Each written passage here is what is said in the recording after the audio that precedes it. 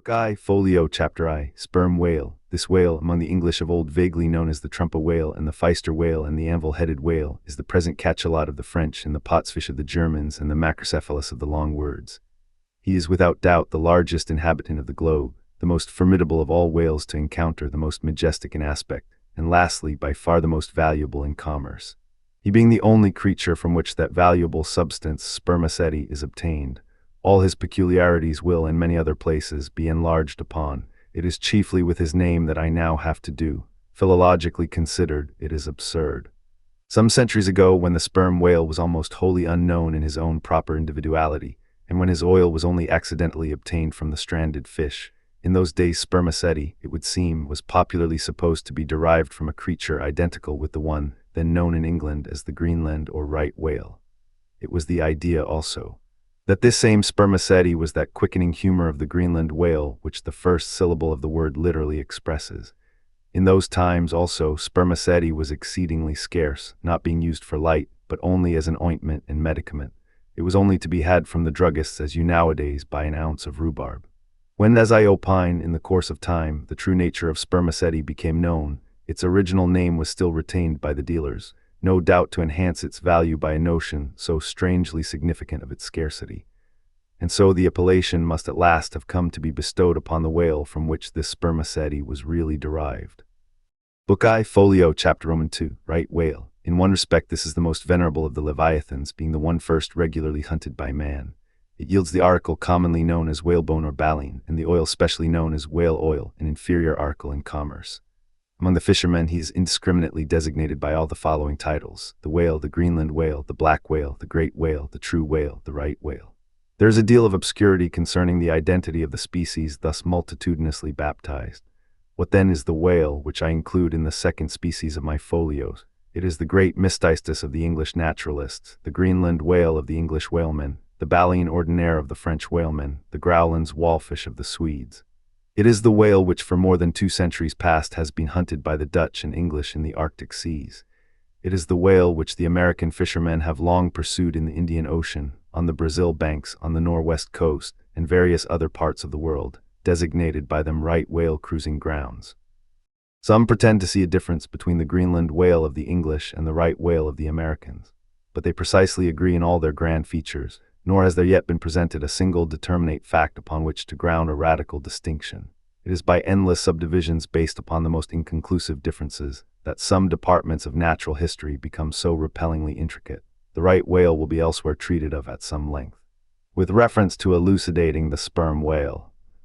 Book I, Folio, Chapter III, Finback. Under this head I reckon a monster which, by the various names of finback, tall spout, and long john, has been seen almost in every sea, and is commonly the whale whose distant jet is so often descried by passengers crossing the Atlantic in the New York packet tracks. In the length he attains, and in his baleen, the finback resembles the right whale, but is of a less portly girth and a lighter color, approaching to olive.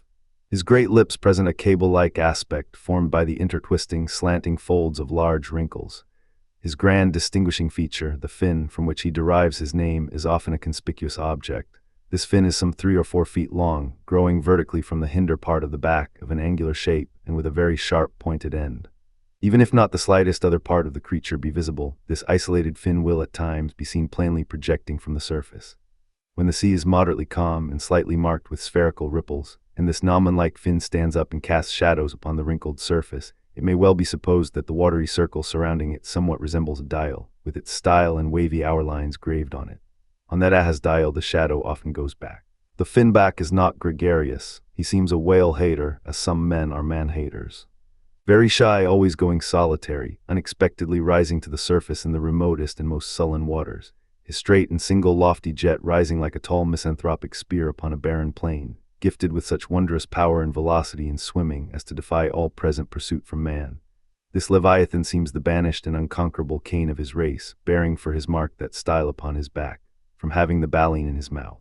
The finback is sometimes included with the right whale, among a theoretic species denominated whalebone whales, that is, whales with baleen. Of these so-called whalebone whales, there would seem to be several varieties, most of which, however, are little known. Broad-nosed whales and beaked whales, pike-headed whales, bunched whales, under-jawed whales, and rostrated whales are the fishermen's names for a few sorts. In connection with this appellative of whalebone whales, it is of great importance to mention that however such a nomenclature may be convenient in facilitating allusions to some kind of whales, yet it is in vain to attempt a clear classification of the Leviathan, founded upon either his baleen or hump or fin or teeth. Notwithstanding that those marked parts or features very obviously seem better adapted to afford the basis for a regular system of cetology than any other detached bodily distinctions, which the whale and his kind presents. How then, the baleen, hump, back fin, and teeth, these are things whose peculiarities are indiscriminately dispersed among all sorts of whales, without any regard to what may be the nature of their structure and other and more essential particulars. Thus the sperm whale and the humpbacked whale each has a hump, but there the similitude ceases. Then this same humpbacked whale and the Greenland whale, each of these has baleen, but there again the similitude ceases, and it is just the same with the other parts above mentioned. In various sorts of whales they form such irregular combinations, or, in the case of any one of them detached, such an irregular isolation, as utterly to defy all general methodization formed upon such a basis.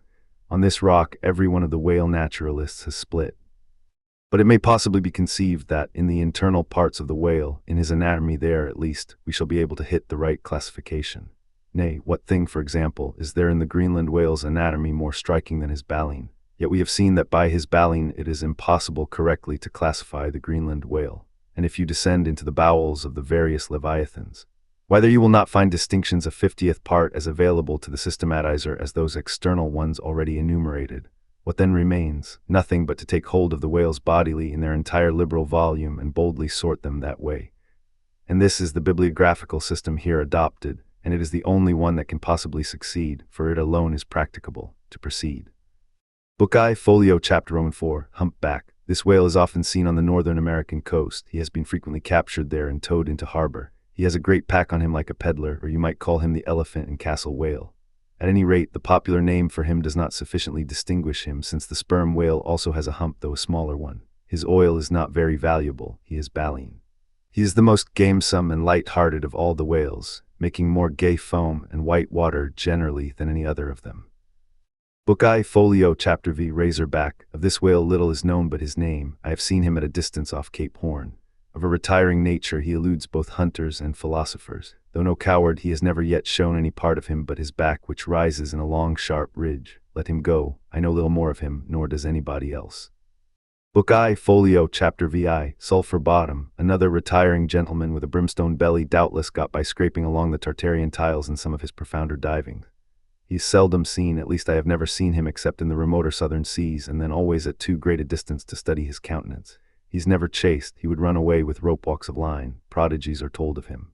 Adieu, Sulphur Bottom. I can say nothing more that is true of ye, nor can the oldest Nantucketer. Thus ends Book I, Folio, and now begins Book II, Octavo. Octavos, *, these embrace the whales of middling magnitude, among which present may be numbered I, the grampus, II, the blackfish, III, the narwhale, IV, the thrasher, V, the killer. * Why this book of whales is not denominated the Quoro is very plain. Because, while the whales of this order, though smaller than those of the former order, nevertheless retain a proportionate likeness to them in figure, yet the bookbinder's quarto volume in its dimensioned form does not preserve the shape of the folio volume, but the octavo volume does. Book II, Octavo, Chapter I, Grampus. Though this fish, whose loud sonorous breathing, or rather blowing, has furnished a proverb to landsmen, is so well known a denizen of the deep, yet is he not popularly classed among whales. But possessing all the grand distinctive features of the Leviathan, most naturalists have recognized him for one. He is of moderate octavo size, varying from 15 to 25 feet in length, and of corresponding dimensions round the waist. He swims in herds. He is never regularly hunted, though his oil is considerable in quantity, and pretty good for light. By some fishermen his approach is regarded as premonitory of the advance of the great sperm whale. Book II, Octavo, Chapter II, Blackfish. I give the popular fishermen's names for all these fish, for generally they are the best. Where any name happens to be vague or inexpressive, I shall say so and suggest another. I do so now touching the blackfish, so called because blackness is the rule among almost all whales. So call him the hyena whale, if you please. His voracity is well known. And from the circumstance that the inner angles of his lips are curved upwards, he carries an everlasting Mephistophelian grin on his face. This whale averages some 16 or 18 feet in length. He is found in almost all latitudes. He has a peculiar way of showing his dorsal hooked fin in swimming, which looks something like a Roman nose. When not more profitably employed, the sperm whale hunters sometimes capture the hyena whale to keep up the supply of cheap oil for domestic employment, as some frugal housekeepers, in the absence of company and quite alone by themselves, burn unsavory tallow instead of odorous wax. Though their blubber is very thin, some of these whales will yield you upwards of 30 gallons of oil. Book Roman 2, Octavo, Chapter Roman 3, Narwhale, that is, nostril whale. Another instance of a curiously named whale, so named I suppose from his peculiar horn being originally mistaken for a peaked nose.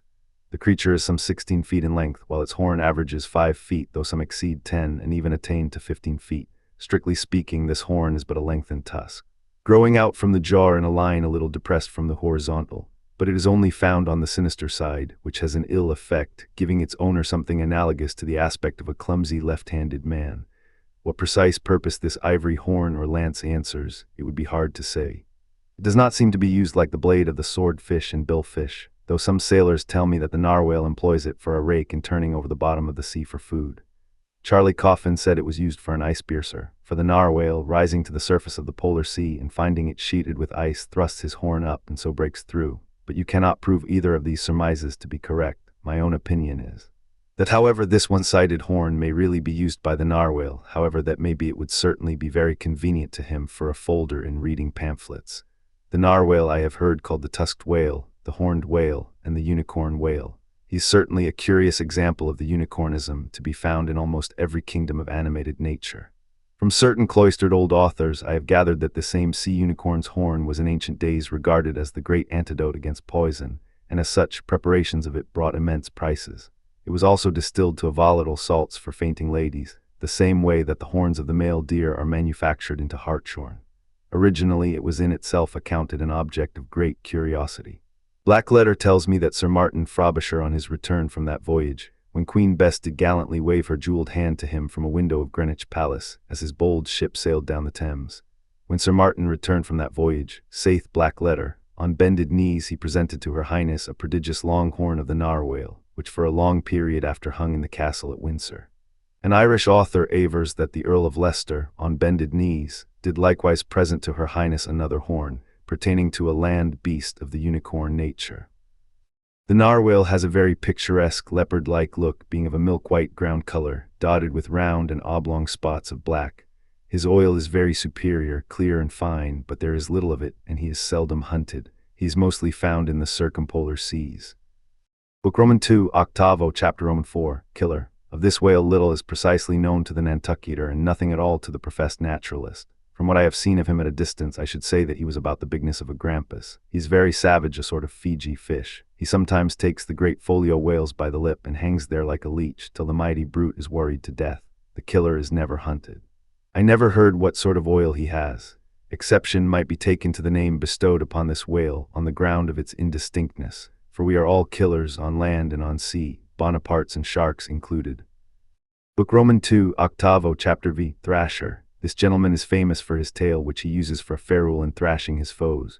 He mounts the folio whale's back, and as he swims he works his passage by flogging him, as some schoolmasters get along in the world by a similar process.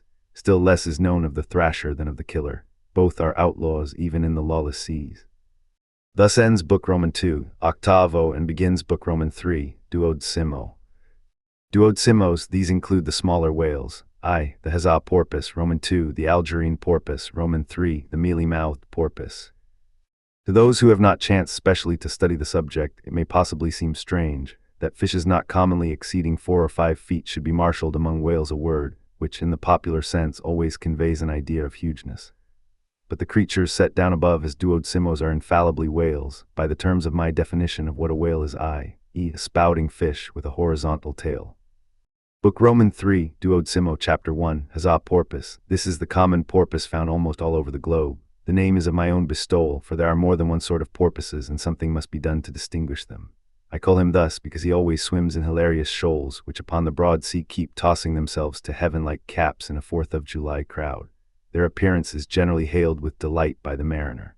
Full of fine spirits, they invariably come from the breezy billows to windward. They are the lads that always live before the wind. They are accounted a lucky omen. If you yourself can withstand 3 cheers at beholding these vivacious fish, then heaven help ye. the spirit of godly gamesomeness is not in ye. A well-fed, plump huzzah porpoise will yield you 1 good gallon of good oil, but the fine and delicate fluid extracted from his jaws is exceedingly valuable. It is in request among jewelers and watchmakers. Sailors put it on their hones. Porpoise meat is good eating, you know. It may never have occurred to you that a porpoise spouts. Indeed, his spout is so small that it is not very readily discernible, but the next time you have a chance, watch him, and you will then see the great sperm whale himself in miniature. Book Roman 3, Duodecimo Chapter Roman 2. Algerine porpoise, a pirate, very savage. He is only found, I think, in the Pacific. He is somewhat larger than the huzzah porpoise, but much of the same general make. Provoke him, and he will buckle to a shark. I have lowered for him many times, but never yet saw him captured. Book Roman 3, Duodecimo Chapter Roman 3. Mealy-mouthed porpoise, the largest kind of porpoise, and only found in the Pacific, so far as it is known. The only English name by which he has hitherto been designated is that of the Fisher's right whale porpoise, from the circumstance that he is chiefly found in the vicinity of that folio. In shape, he differs in some degree from the huzzah porpoise, being of a less rotund and jolly girth, indeed. He is of quite a neat and gentlemanlike figure. He has no fins on his back most other porpoises have. He has a lovely tail and sentimental Indian eyes of a hazel hue, but his mealy mouth spoils all. Though his entire back down to his side fins is of a deep sable, yet a boundary line, distinct as the mark in a ship's hull, called the bright waist, that line streaks him from stem to stern with 2 separate colors, black above and white below. The white comprises part of his head and the whole of his mouth, which makes him look as if he had just escaped from a felonious visit to a meal bag. A most mean and mealy aspect. His oil is much like that of the common porpoise. Asterisk, asterisk, asterisk. Beyond the Duodecimo, this system does not proceed, inasmuch as the porpoise is the smallest of the whales. Above you have all the leviathans of note, but there are a rabble of uncertain, fugitive, half-fabulous whales, which, as an American whaleman, I know by reputation, but not personally. I shall enumerate them by their forecastle appellations, for possibly such a list may be valuable to future investigators, who may complete what I have here but begun.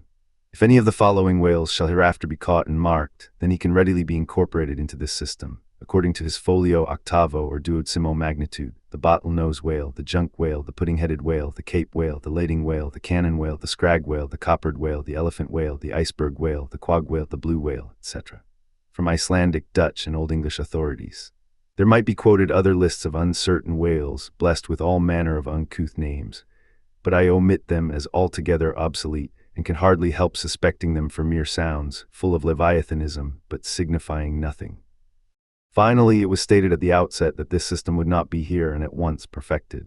You cannot but plainly see that I have kept my word, but I now leave my cetological system standing thus unfinished, even as the great cathedral of Cologne was left, with the crane still standing upon the top of the uncompleted tower. For small erections may be finished by their first architects, grand ones, true ones, ever leave the copestone to posterity. God keep me from ever completing anything. This whole book is but a draft, nay, but the draft of a draft. Oh, time, strength, cash, and patience. Chapter 33, The Specksnyder. Concerning the officers of the whale craft, this seems as good a place as any to set down a little domestic peculiarity on shipboard, arising from the existence of the harpooner class of officers, a class unknown, of course, in any other marine than the whale fleet. The large importance attached to the harpooner's vocation is evinced by the fact that originally in the old Dutch fishery, 2 centuries and more ago, the command of a whale ship was not wholly lodged in the person now called the captain, but was divided between him and an officer called the Specksnyder. Literally, this word means fat cutter. Usage, however, in time made it equivalent to chief harpooner. In those days, the captain's authority was restricted to the navigation and general management of the vessel, while over the whale hunting department and all its concerns, the Specksnyder or chief harpooner reigned supreme. In the British Greenland fishery, under the corrupted title of Specksioneer, this old Dutch official is still retained, but his former dignity is sadly abridged. At present he ranks simply as senior harpooner, and as such is but one of the captain's more inferior subalterns. Nevertheless, as upon the good conduct of the harpooneers the success of a whaling voyage largely depends, and since in the American fishery he is not only an important officer in the boat, but under certain circumstances, night watches on a whaling ground, the command of the ship's deck is also his. Therefore the grand political maxim of the sea demands that he should nominally live apart from the men before the mast, and be in some way distinguished as their professional superior, though always by them familiarly regarded as their social equal. Now the grand distinction drawn between officer and man at sea is this: the first lives aft, the last forward. Hence, in whale ships and merchantmen alike, the mates have their quarters with the captain, and so, too, in most of the American whalers, the harpooneers are lodged in the after part of the ship. That is to say, they take their meals in the captain's cabin and sleep in a place indirectly communicating with it.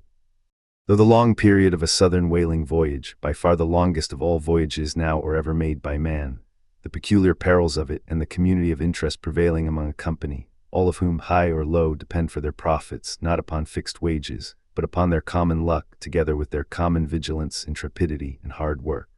Though all these things do in some cases tend to beget a less rigorous discipline than in merchantmen generally, yet never mind how much like an old Mesopotamian family these whalemen may, in some primitive instances, live together. For all that, the punctilious externals, at least, of the quarterdeck are seldom materially relaxed, and in no instance done away. Indeed, many are the Nantucket ships in which you will see the skipper parading his quarterdeck with an elated grandeur not surpassed in any military navy, nay, extorting almost as much outward homage as if he wore the imperial purple, and not the shabbiest of pilot cloth.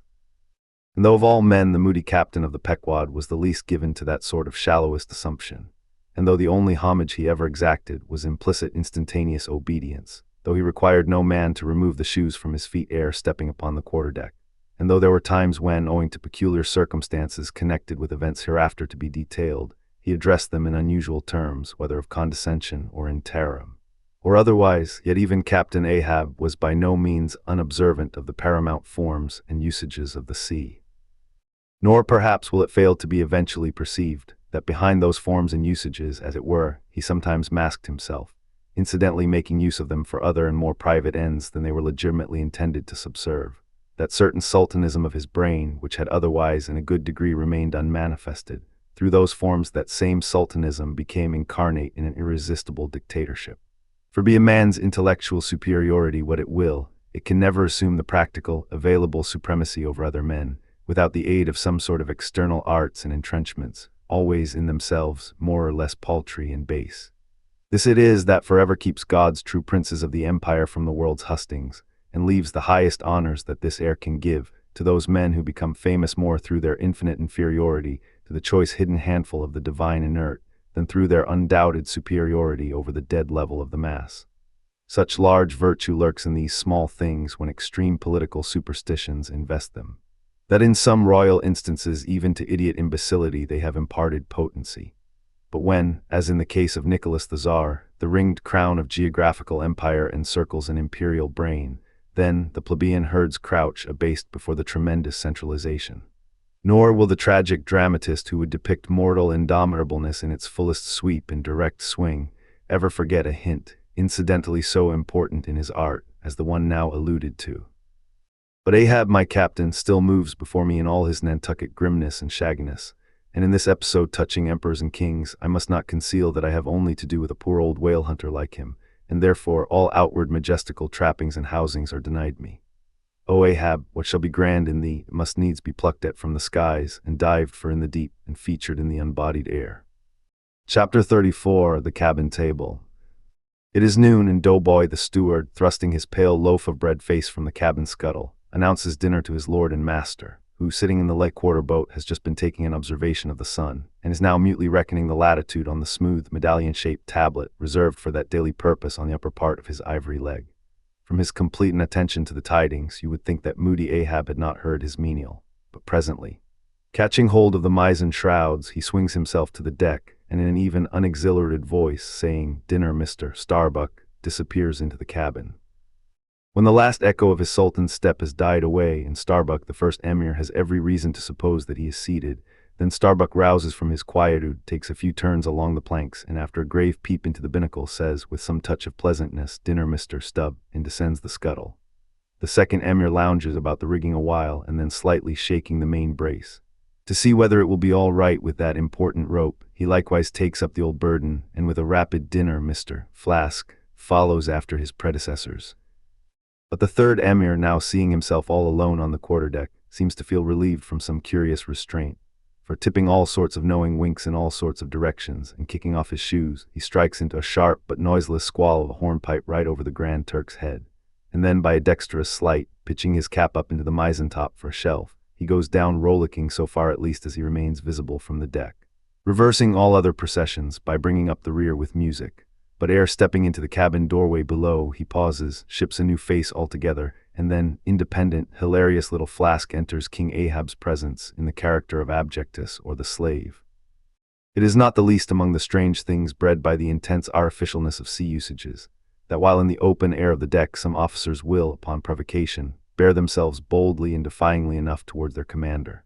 Yet 10 to 1, let those very officers the next moment go down to their customary dinner in that same commander's cabin, and straightway their inoffensive, not to say deprecatory and humble air towards him. As he sits at the head of the table, this is marvelous, sometimes most comical. Wherefore this difference, a problem, perhaps not, to have been Belshazzar, king of Babylon, and to have been Belshazzar not haughtily but courteously, therein certainly must have been some touch of mundane grandeur. But he who in the rightly regal and intelligent spirit presides over his own private dinner table of invited guests, that man's unchallenged power and dominion of individual influence for the time, that man's royalty of state transcends Belshazzar's, for Belshazzar was not the greatest, who has but once dined his friends, has tasted what it is to be Caesar. It is a witchery of social czarship which there is no withstanding. Now, if to this consideration you superadd the official supremacy of a shipmaster, then, by inference, you will derive the cause of that peculiarity of sea life just mentioned. Over his ivory inlaid table, Ahab presided like a mute, maned sea lion on the white coral beach, surrounded by his warlike but still deferential cubs. In his own proper turn, each officer waited to be served. They were as little children before Ahab, and yet in Ahab there seemed not to lurk the smallest social arrogance. With one mind, their intent eyes all fastened upon the old man's knife as he carved the chief dish before him. I do not suppose that for the world they would have profaned that moment with the slightest observation, even upon so neutral a topic as the weather. No. And when reaching out his knife and fork, between which the slice of beef was locked, Ahab thereby motioned Starbuck's plate towards him. The mate received his meat as though receiving alms, and cut it tenderly, and a little started if perchance the knife grazed against the plate, and chewed it noiselessly, and swallowed it not without circumspection. For like the coronation banquet at Frankfort, where the German emperor profoundly dines with the 7 imperial electors, so these cabin meals were somehow solemn meals, eaten in awful silence, and yet at table old Ahab forbade not conversation, only he himself was dumb. What a relief it was to choking Stubb, when a rat made a sudden racket in the hold below, and poor little Flask, he was the youngest son, and little boy of this weary family party. His were the shin bones of the saline beef, his would have been the drumsticks. For Flask to have presumed to help himself, this must have seemed to him tantamount to larceny in the first degree. Had he helped himself at that table, doubtless never more would he have been able to hold his head up in this honest world. Nevertheless, strange to say, Ahab never forbade him. And had Flask helped himself, the chances were Ahab had never so much as noticed it. Least of all, did Flask presume to help himself to butter, whether he thought the owners of the ship denied it to him on account of its clouding his clear, sunny complexion, or whether he deemed that on so long a voyage in such marketless waters, butter was at a premium and therefore was not for him, a subaltern. However it was, Flask, alas, was a butterless man. Another thing, Flask was the last person down at the dinner, and Flask is the first man up. Consider, for hereby Flask's dinner was badly jammed in point of time. Starbuck and Stubb both had the start of him, and yet they also have the privilege of lounging in the rear. If Stubb, even who is but a peg higher than Flask, happens to have but a small appetite and soon shows symptoms of concluding his repast, then Flask must bestir himself. He will not get more than 3 mouthfuls that day, for it is against holy usage for Stubb to precede Flask to the deck. Therefore it was that Flask once admitted in private that ever since he had arisen to the dignity of an officer, from that moment he had never known what it was to be otherwise than hungry, more or less, for what he ate did not so much relieve his hunger as keep it immortal in him. Peace and satisfaction, thought Flask, have forever departed from my stomach. I am an officer, but how I wish I could fish a bit of old-fashioned beef in the forecastle as I used to when I was before the mast. There's the fruits of promotion now, there's the vanity of glory, there's the insanity of life. Besides, if it were so that any mere sailor of the Pequod had a grudge against Flask in Flask's official capacity, all that sailor had to do, in order to obtain ample vengeance, was to go aft at dinner time and get a peep at Flask through the cabin skylight, sitting silly and dumbfoundered before awful Ahab.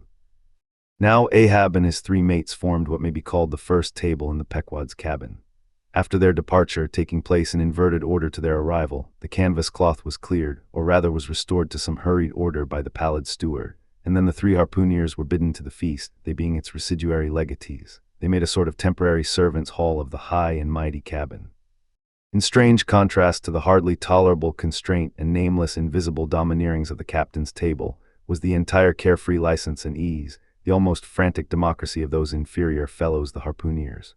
While their masters, the mates, seemed afraid of the sound of the hinges of their own jaws, the harpooneers chewed their food with such a relish that there was a report to it. They dined like lords. They filled their bellies like Indian ships all day, loading with spices. Such portentous appetites had Queequeg and Tashtego that to fill out the vacancies made by the previous repast, often the pale doughboy was fain to bring on a great baron of salt junk, seemingly quarried out of the solid ox. And if he were not lively about it, if he did not go with a nimble hop, skip, and jump, then Tashtego had an ungentlemanly way of accelerating him by darting a fork at his back, harpoon-wise. And once Daggoo, seized with a sudden humor, assisted Doughboy's memory by snatching him up bodily and thrusting his head into a great empty wooden trencher, while Tashtego, knife in hand, began laying out the circle preliminary to scalping him. He was naturally a very nervous, shuddering sort of little fellow, this bread-faced steward, the progeny of a bankrupt baker and a hospital nurse. And what with the standing spectacle of the black terrific Ahab, and the periodical tumultuous visitations of these three savages, Doughboy's whole life was one continual lip quiver. Commonly, after seeing the harpooneers furnished with all things they demanded, he would escape from their clutches into his little pantry adjoining, and fearfully peep out at them through the blinds of its door till all was over. It was a sight to see Queequeg seated over against Tashtego, opposing his filed teeth to the Indians. Crosswise to them, Daggoo seated on the floor, for a bench would have brought his hearse-plumed head to the low car lines, at every motion of his colossal limbs making the low cabin framework to shake, as when an African elephant goes passenger in a ship. But for all this, the great Negro was wonderfully abstemious, not to say dainty. It seemed hardly possible that by such comparatively small mouthfuls he could keep up the vitality diffused through so broad, baronial, and superb a person. But doubtless this noble savage fed strong and drank deep of the abounding element of air, and through his dilated nostrils snuffed in the sublime life of the worlds. Not by beef or by bread are giants made or nourished. But Queequeg, he had a mortal, barbaric smack of the lip in eating an ugly sound enough, so much so, that the trembling doughboy almost looked to see whether any marks of teeth lurked in his own lean arms. And when he would hear Tashtego singing out for him to produce himself, that his bones might be picked, the simple-witted steward all but shattered the crockery hanging round him in the pantry, by his sudden fits of the palsy. Nor did the whetstone which the harpooneers carried in their pockets for their lances and other weapons, and with which whetstones at dinner they would ostentatiously sharpen their knives, that grating sound did not at all tend to tranquilize poor Doughboy. How could he forget that in his island days Queequeg, for one, must certainly have been guilty of some murderous convivial indiscretions? Alas! Doughboy hard fares the white waiter who waits upon cannibals. Not a napkin should he carry on his arm, but a buckler. In good time, though, to his great delight, the three salt-sea warriors would rise and depart, to his credulous, fable-mongering ears, all their martial bones jingling in them at every step, like Moorish cimeters in scabbards. But though these barbarians dined in the cabin, and nominally lived there, still, being anything but sedentary in their habits, they were scarcely ever in it except at meal times, and just before sleeping time, when they passed through it to their own peculiar quarters. In this one matter, Ahab seemed no exception to most American whale captains, who, as a set, rather inclined to the opinion that by rights the ship's cabin belongs to them, and that it is by courtesy alone that anybody else is at any time permitted there, so that in real truth the mates and harpooneers of the Pequod might more properly be said to have lived out of the cabin than in it, for when they did enter it, it was something as a street door enters a house, turning inwards for a moment only to be turned out the next, and as a permanent thing residing in the open air. Nor did they lose much hereby. In the cabin was no companionship. Socially, Ahab was inaccessible. Though nominally included in the census of Christendom, he was still an alien to it. He lived in the world as the last of the grizzly bears lived in settled Missouri. And as when spring and summer had departed, that wild Logan of the woods, burying himself in the hollow of a tree, lived out the winter there, sucking his own paws, so in his inclement, howling old age, Ahab's soul, shut up in the cave trunk of his body, there fed upon the sullen pause of its gloom. Chapter 35, The Masthead. It was during the more pleasant weather that in due rotation with the other seamen my first masthead came round.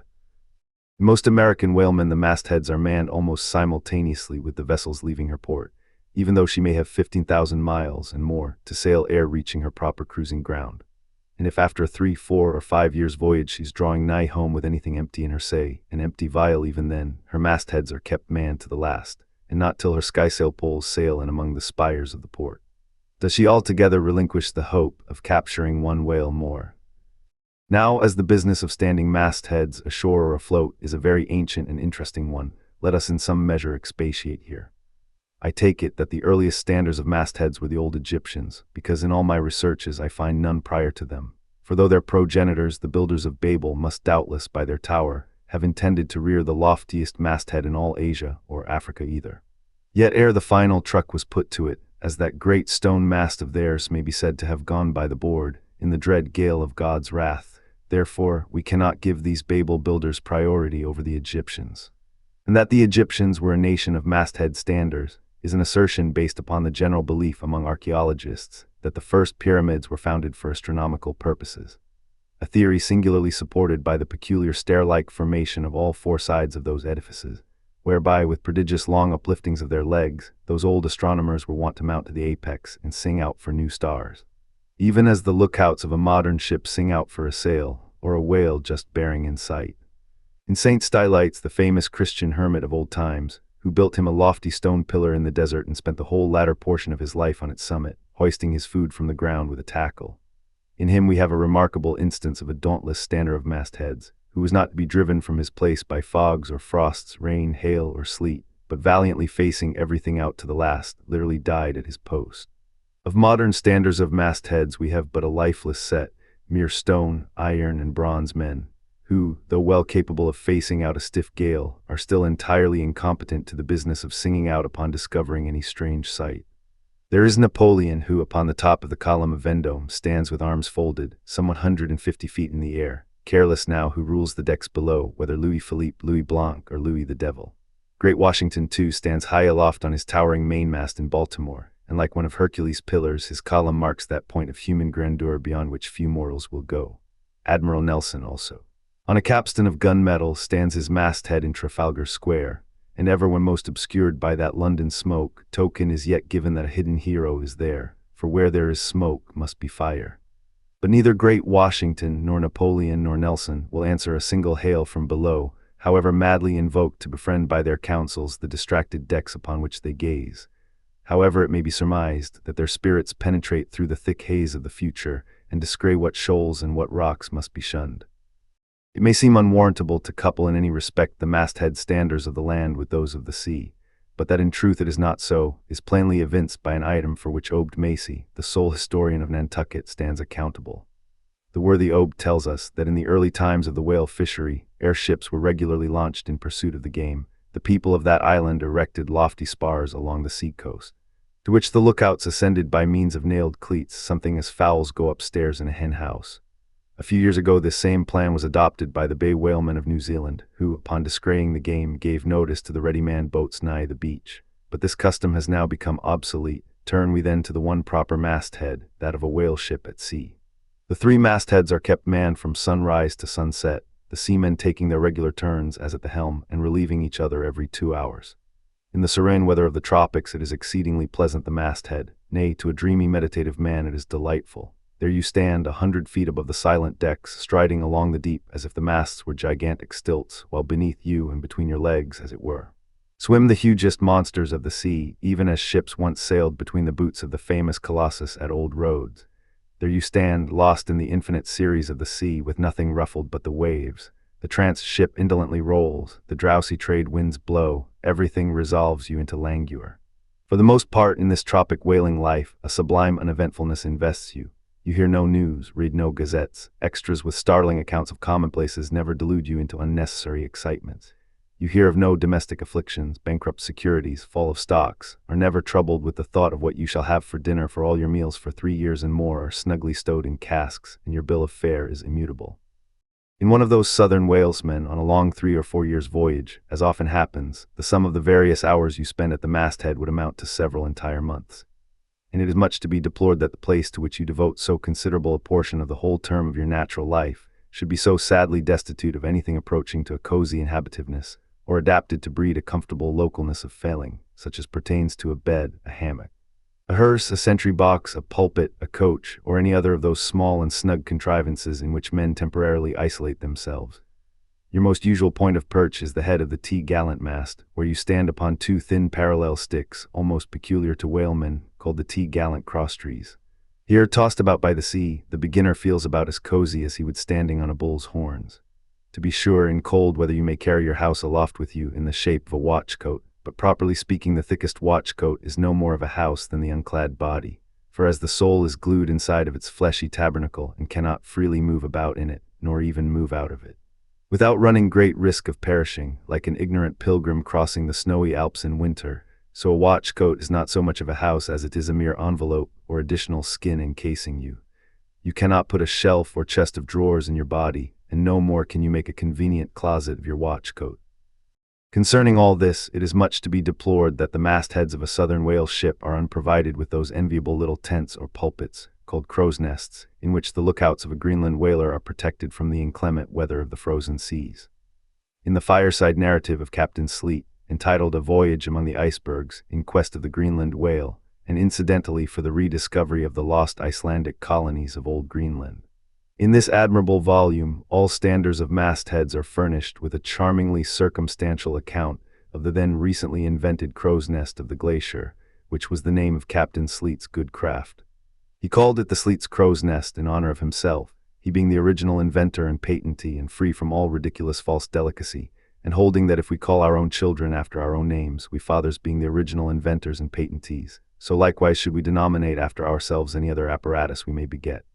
In shape, the Sleet's crow's nest is something like a large tierce or pipe. It is open above, however, where it is furnished with a movable side screen to keep to windward of your head in a hard gale.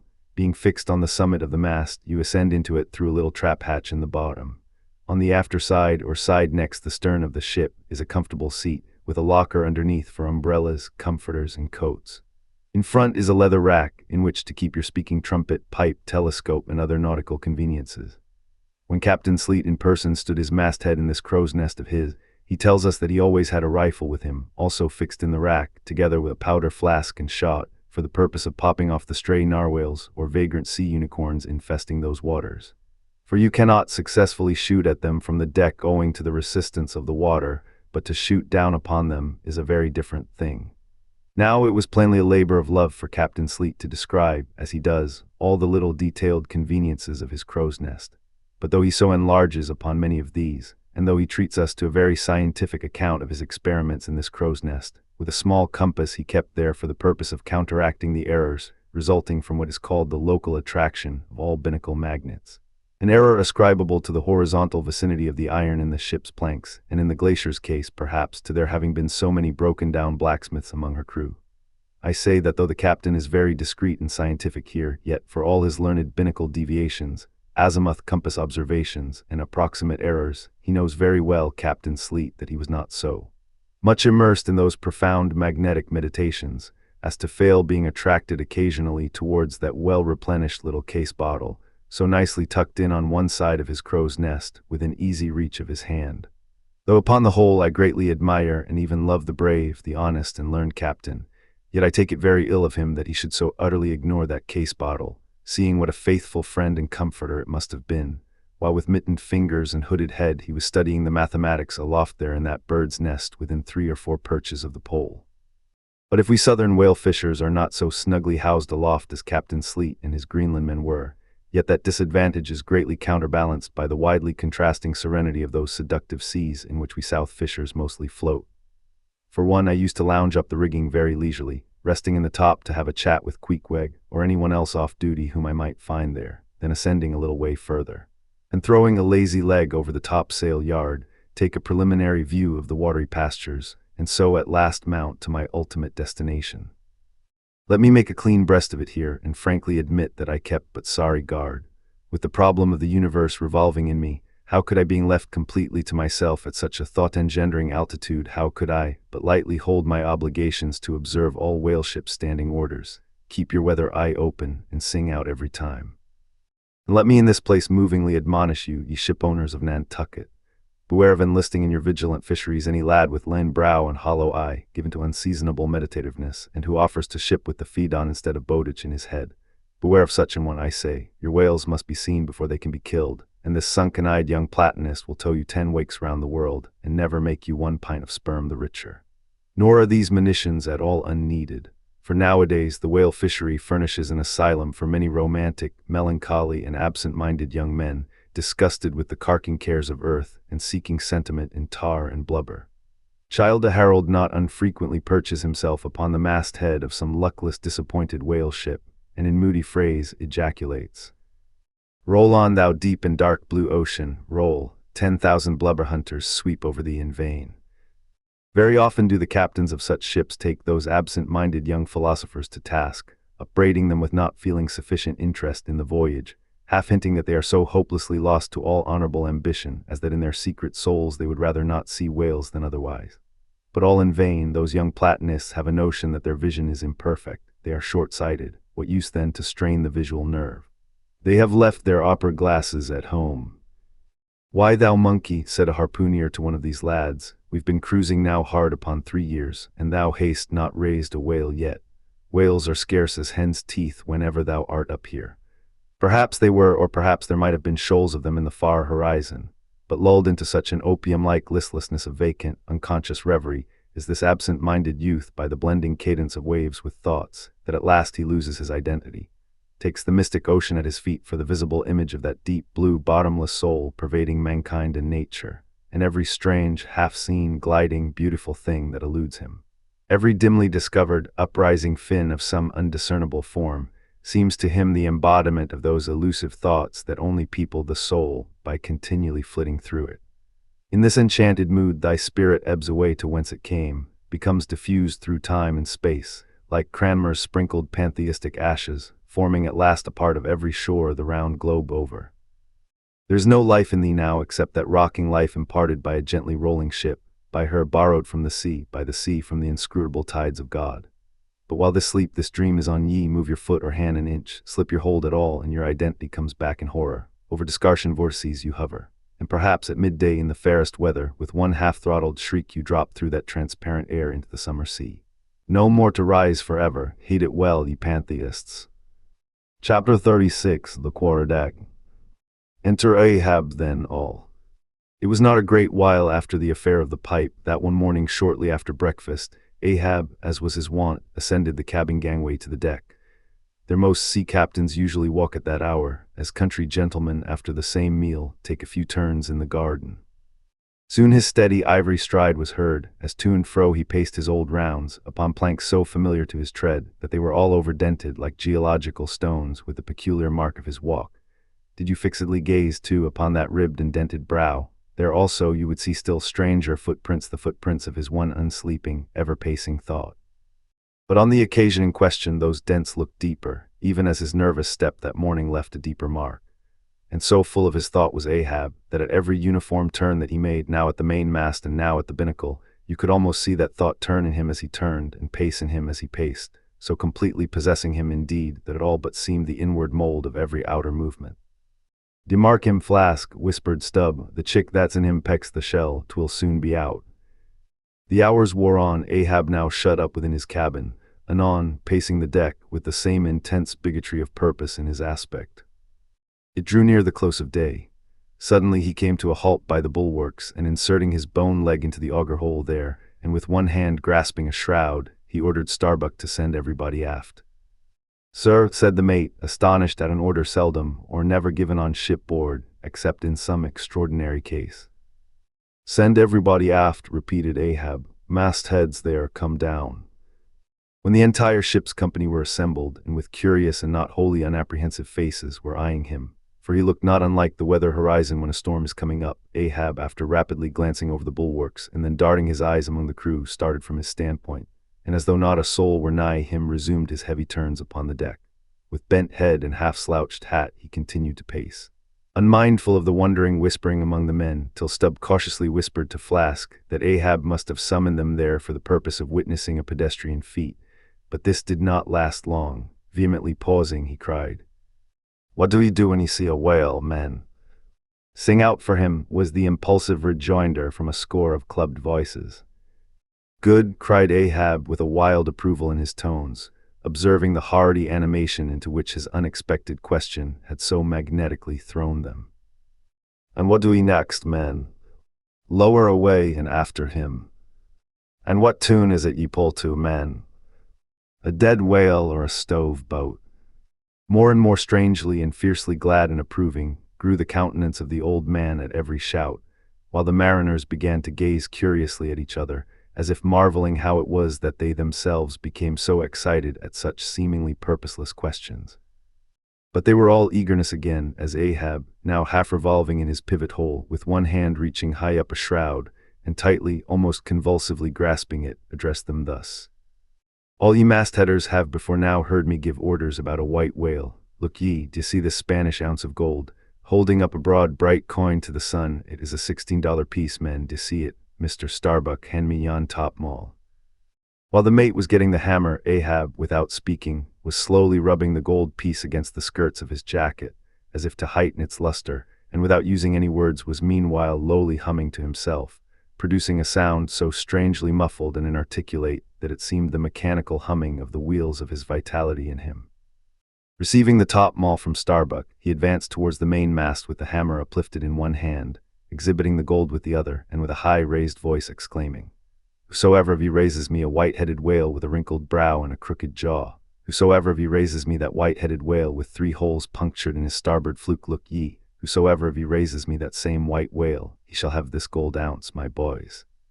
"Huzzah, huzzah!" cried the seamen, as with swinging tarpaulins they hailed the act of nailing the gold to the mast. "It's a white whale, I say," resumed Ahab as he threw down the topmaul, "a white whale. Skin your eyes for him, men, look sharp for white water, if ye see but a bubble, sing out." All this while Tashtego, Dagu, and Queequeg had looked on with even more intense interest and surprise than the rest, and at the mention of the wrinkled brow and crooked jaw, they had started as if each was separately touched by some specific recollection. "Captain Ahab," said Tashtego, "that white whale must be the same that some call Moby-Dick." "Moby-Dick," shouted Ahab. "Do you know the white whale then, Tash?"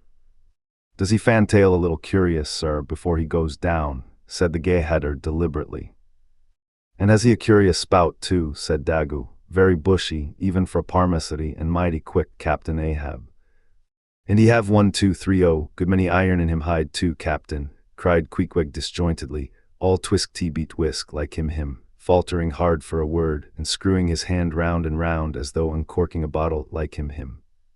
"Corkscrew," cried Ahab. "Aye, Queequeg, the harpoons lie all twisted and wrenched in him. I Dagu, his spout is a big one, like a whole shock of wheat, and white as a pile of our Nantucket wool after the great annual sheep shearing. Aye, Tashtego, and he fantails like a split jib in a squall. Death and devils, men, it is Moby-Dick, ye have seen Moby-Dick, Moby-Dick." "Captain Ahab," said Starbuck, who, with Stubborn Flask, had thus far been eyeing his superior with increasing surprise, but at last seemed struck with a thought which somewhat explained all the wonder. "Captain Ahab, I have heard of Moby-Dick, but it was not Moby-Dick that took off thy leg." "Told thee that," cried Ahab, then pausing, "Aye, Starbuck, aye, my hearties all round, it was Moby-Dick that dismasted me, Moby-Dick that brought me to this dead stump I stand on now. Aye, aye," he shouted with a terrific loud animal sob like that of a heart-stricken moose. "Aye, aye, it was that accursed white whale that razzied me, made a poor pegging lubber of me for ever and a day." Then tossing both arms, with measureless imprecations he shouted out, "Aye, aye.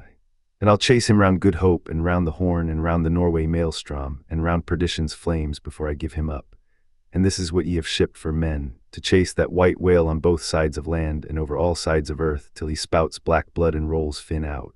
What say ye, men, will ye splice hands on it now? I think ye do look brave." "Aye, aye," shouted the harpooneers and seamen, running closer to the excited old man. "A sharp eye for the white whale, a sharp lance for Moby-Dick." "God bless ye," he seemed to half sob and half shout. "God bless ye, men. Steward, go draw the great measure of grog. But what's this long face about, Mr. Starbuck? Wilt thou not chase the white whale? Art not game for Moby-Dick?" "I am game for his crooked jaw, and for the jaws of death too, Captain Ahab, if it fairly comes in the way of the business we follow. But I came here to hunt whales, not my commander's vengeance." "How many barrels will thy vengeance yield thee even if thou gettest it, Captain Ahab? It will not fetch thee much in our Nantucket market." "Nantucket market, hoot, but come closer, Starbuck, thou requirest a little lower layer. If money's to be the measure of man, and the accountants have computed their great counting house the globe, by girdling it with guineas, 1 to every 3 parts of an inch, then let me tell thee that my vengeance will fetch a great premium here." "He smites his chest," whispered Stubb. "What's that for? Methinks it rings most vast, but hollow." "Vengeance on a dumb brute," cried Starbuck, "that simply smote thee from blindest instinct. Madness, to be enraged with a dumb thing, Captain Ahab, seems blasphemous. Hark ye yet again the little lower layer. All visible objects, man, are but as pasteboard masks. But in each event in the living act, the undoubted deed there, some unknown but still reasoning thing puts forth the moldings of its features from behind the unreasoning mask. If man will strike, strike through the mask. How can the prisoner reach outside except by thrusting through the wall? To me the white whale is that wall, shoved near to me. Sometimes I think there's naught beyond. But 'tis enough, he tasks me, he heaps me. I see in him outrageous strength, with an inscrutable malice sinewing it. That inscrutable thing is chiefly what I hate, and be the white whale agent or be the white whale principal, I will wreak that hate upon him. Talk not to me of blasphemy, man. I'd strike the sun if it insulted me. For could the sun do that, then could I do the other, since there is ever a sort of fair play herein, jealousy presiding over all creations. But not my master, man, is even that fair play. Whose over me truth hath no confines, take off thine eye. More intolerable than fiends' glarings is a doltish stare. So thou readinest and palest, my heat has melted thee to anger glow. But look ye, Starbuck, what is said in heat, that thing unsays itself. There are men from whom warm words are small indignity. I meant not to incense thee, let it go. Look, see yonder Turkish cheeks of spotted tawn living, breathing pictures painted by the sun. The pagan leopards, the unrecking and unworshipping things that live and seek and give no reasons for the torrid life they feel. The crew, man, the crew. Are they not one and all with Ahab in this matter of the whale? See Stubb, he laughs, see yonder Chilean, he snorts to think of it. Stand up amid the general hurricane, thy one-tossed sapling cannot, Starbuck, and what is it? Reckon it, 'tis but to help strike a fin, no wondrous feat for Starbuck. What is it more, from this one poor hunt, then, the best lance out of all Nantucket? Surely he will not hang back when every foremast hand has clutched a whetstone. Constraining sees thee, I see, the billow lifts thee, speak, but speak. Aye, thy silence then that voices thee. Aside, something shot from my dilated nostrils, he has inhaled it in his lungs. Starbuck now is mine, cannot oppose me now without rebellion.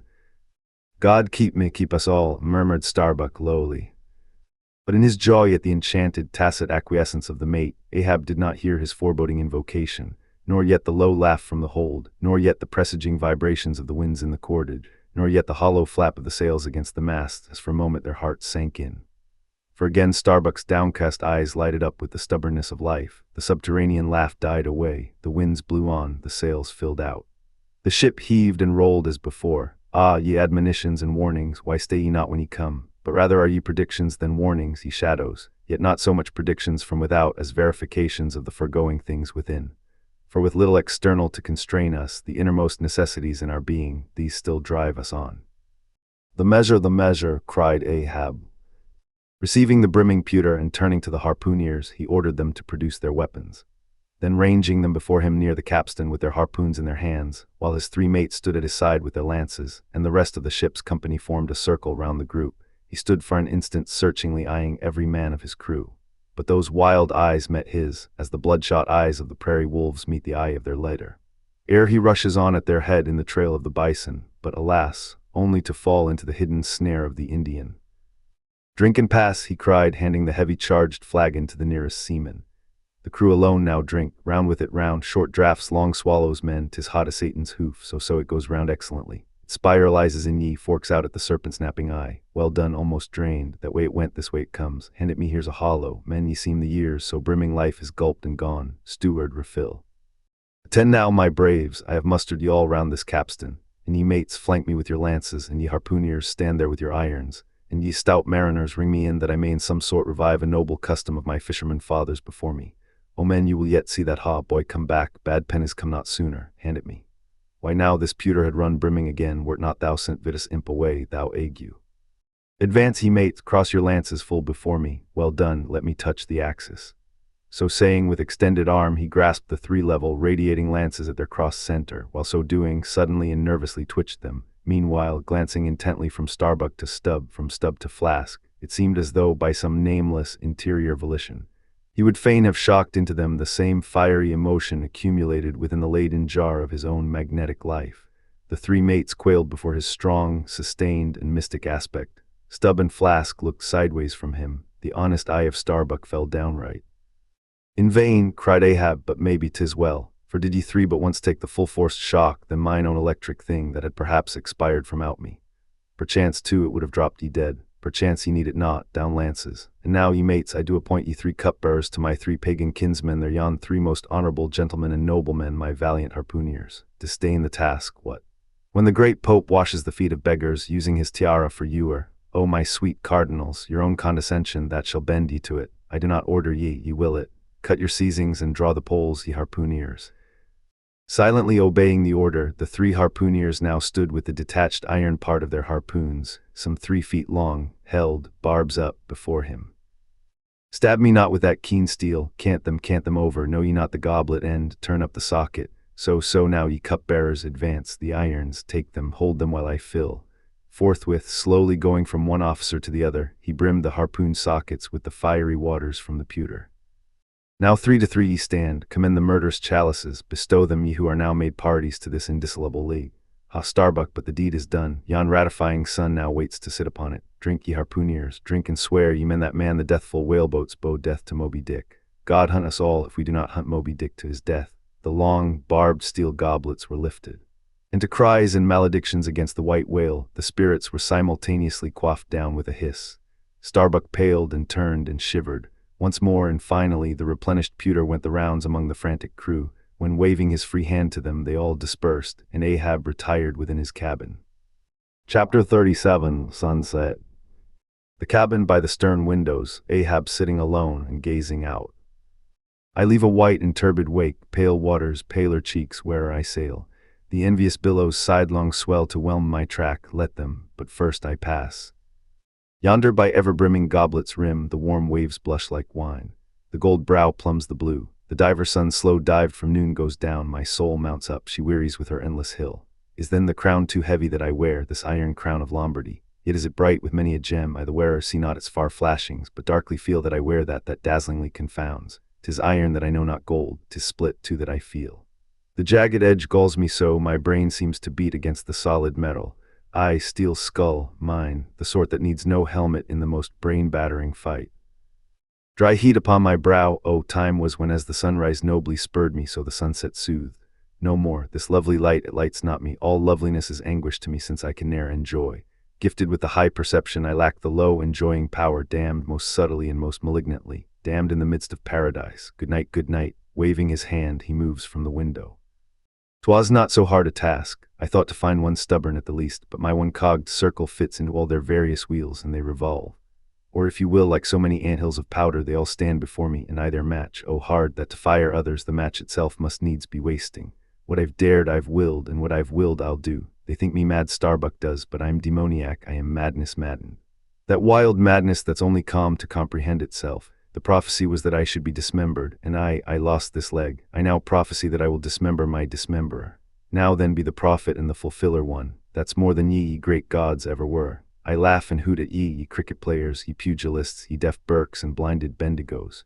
I will not say as schoolboys do to bullies, take someone of your own size, don't pommel me. No, ye have knocked me down, and I am up again, but ye have run and hidden. Come forth from behind your cotton bags, I have no long gun to reach ye. Come, Ahab's compliments to ye, come and see if ye can swerve me, ye cannot swerve me, else ye swerve yourselves, man has ye there, swerve me, the path to my fixed purpose is laid with iron rails, whereon my soul is grooved to run, over unsounded gorges, through the rifled hearts of mountains, under torrents' beds, unerringly I rush, naught's an obstacle, naught's an angle to the iron way. Chapter 38, Dusk. By the mainmast, Starbuck leaning against it. My soul is more than matched, she's overmanned, and by a madman. Insufferable sting that sanity should ground arms on such a field, but he drilled deep down and blasted all my reason out of me. I think I see his impious end, but feel that I must help him to it.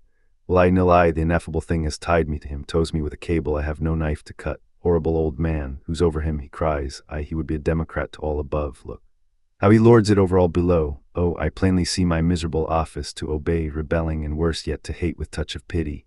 For in his eyes I read some lurid woe would shrivel me up had I it, yet is there hope, time and tide flow wide. The hated whale has the round, watery world to swim in, as the small gold fish has its glassy globe. His heaven-insulting purpose God may wedge aside, I would uphart were it not like lead, but my whole clock's run down, my heart the all-controlling weight, I have no key to lift again. A burst of revelry from the forecastle. O God, to sail with such a heathen crew that have small touch of human mothers in them, whelped somewhere by the sharkish sea. The white whale is their demigorgon. Hark the infernal orgies, that revelry is forward. Mark the unfaltering silence aft, methinks it pictures life. Foremost through the sparkling sea shoots on the gay, embattled, bantering bow, but only to drag dark Ahab after it, where he broods within his sternward cabin, builded over the dead water of the wake. And further on, hunted by its wolfish gurglings, the long howl thrills me through. Peace, ye revelers, and set the watch. O life, 'tis in an hour like this, with soul beat down and held to knowledge, as wild, untutored things are forced to feed, O life, 'tis now that I do feel the latent horror in thee, but 'tis not me, that horror's out of me.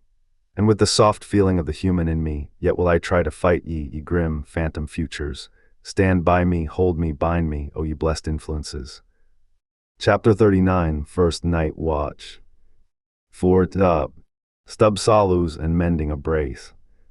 Ha ha ha ha hem, clear my throat. I've been thinking over it ever since, and that ha ha's the final consequence. Why so? Because a laugh's the wisest, easiest answer to all that's queer. And come what will, one comfort's always left, that unfailing comfort is all predestinated. I heard not all his talk with Starbuck, but to my poor eye Starbuck then looked something as I the other evening felt. Be sure the old mogul has fixed him too. I twigged it, knew it. It had the gift, might readily have prophesied it, for when I clapped my eye upon his skull I saw it.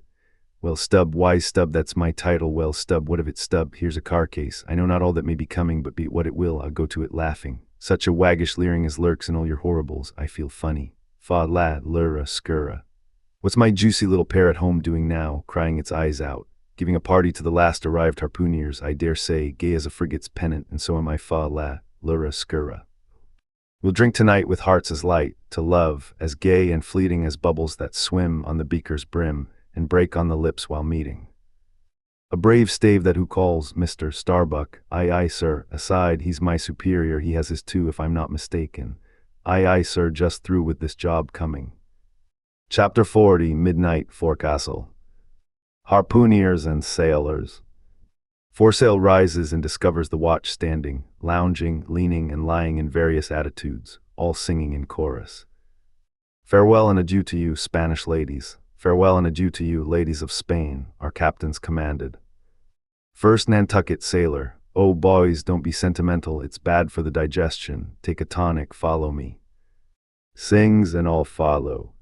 Our captain stood upon the deck, a spyglass in his hand, a viewing of those gallant whales that blew at every strand.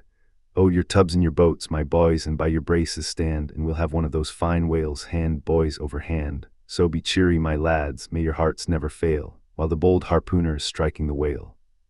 Mate's voice from the quarterdeck, 8 bells there, forward. Second Nantucket sailor, avast the chorus, 8 bells there, d'ye hear, bellboy, strike the bell 8, thou Pip, thou Blackling, and let me call the watch. I've the sort of mouth for that, the hogshead mouth.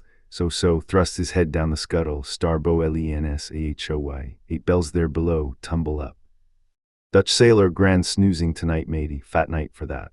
I marked this in our old mogul's wine, it's quite as deadening to some as philipping to others. We sing, they sleep, I lie down there like ground to your butts, at 'em again. There, take this copper pump and hail 'em through it, tell 'em to avast dreaming of their lasses, tell 'em it's the resurrection, they must kiss their last and come to judgment. That's the way that's it, thy throat ain't spoiled with eating Amsterdam butter. French sailor, hissed, boys, let's have a jig or two before we ride to anchor in Blanket Bay.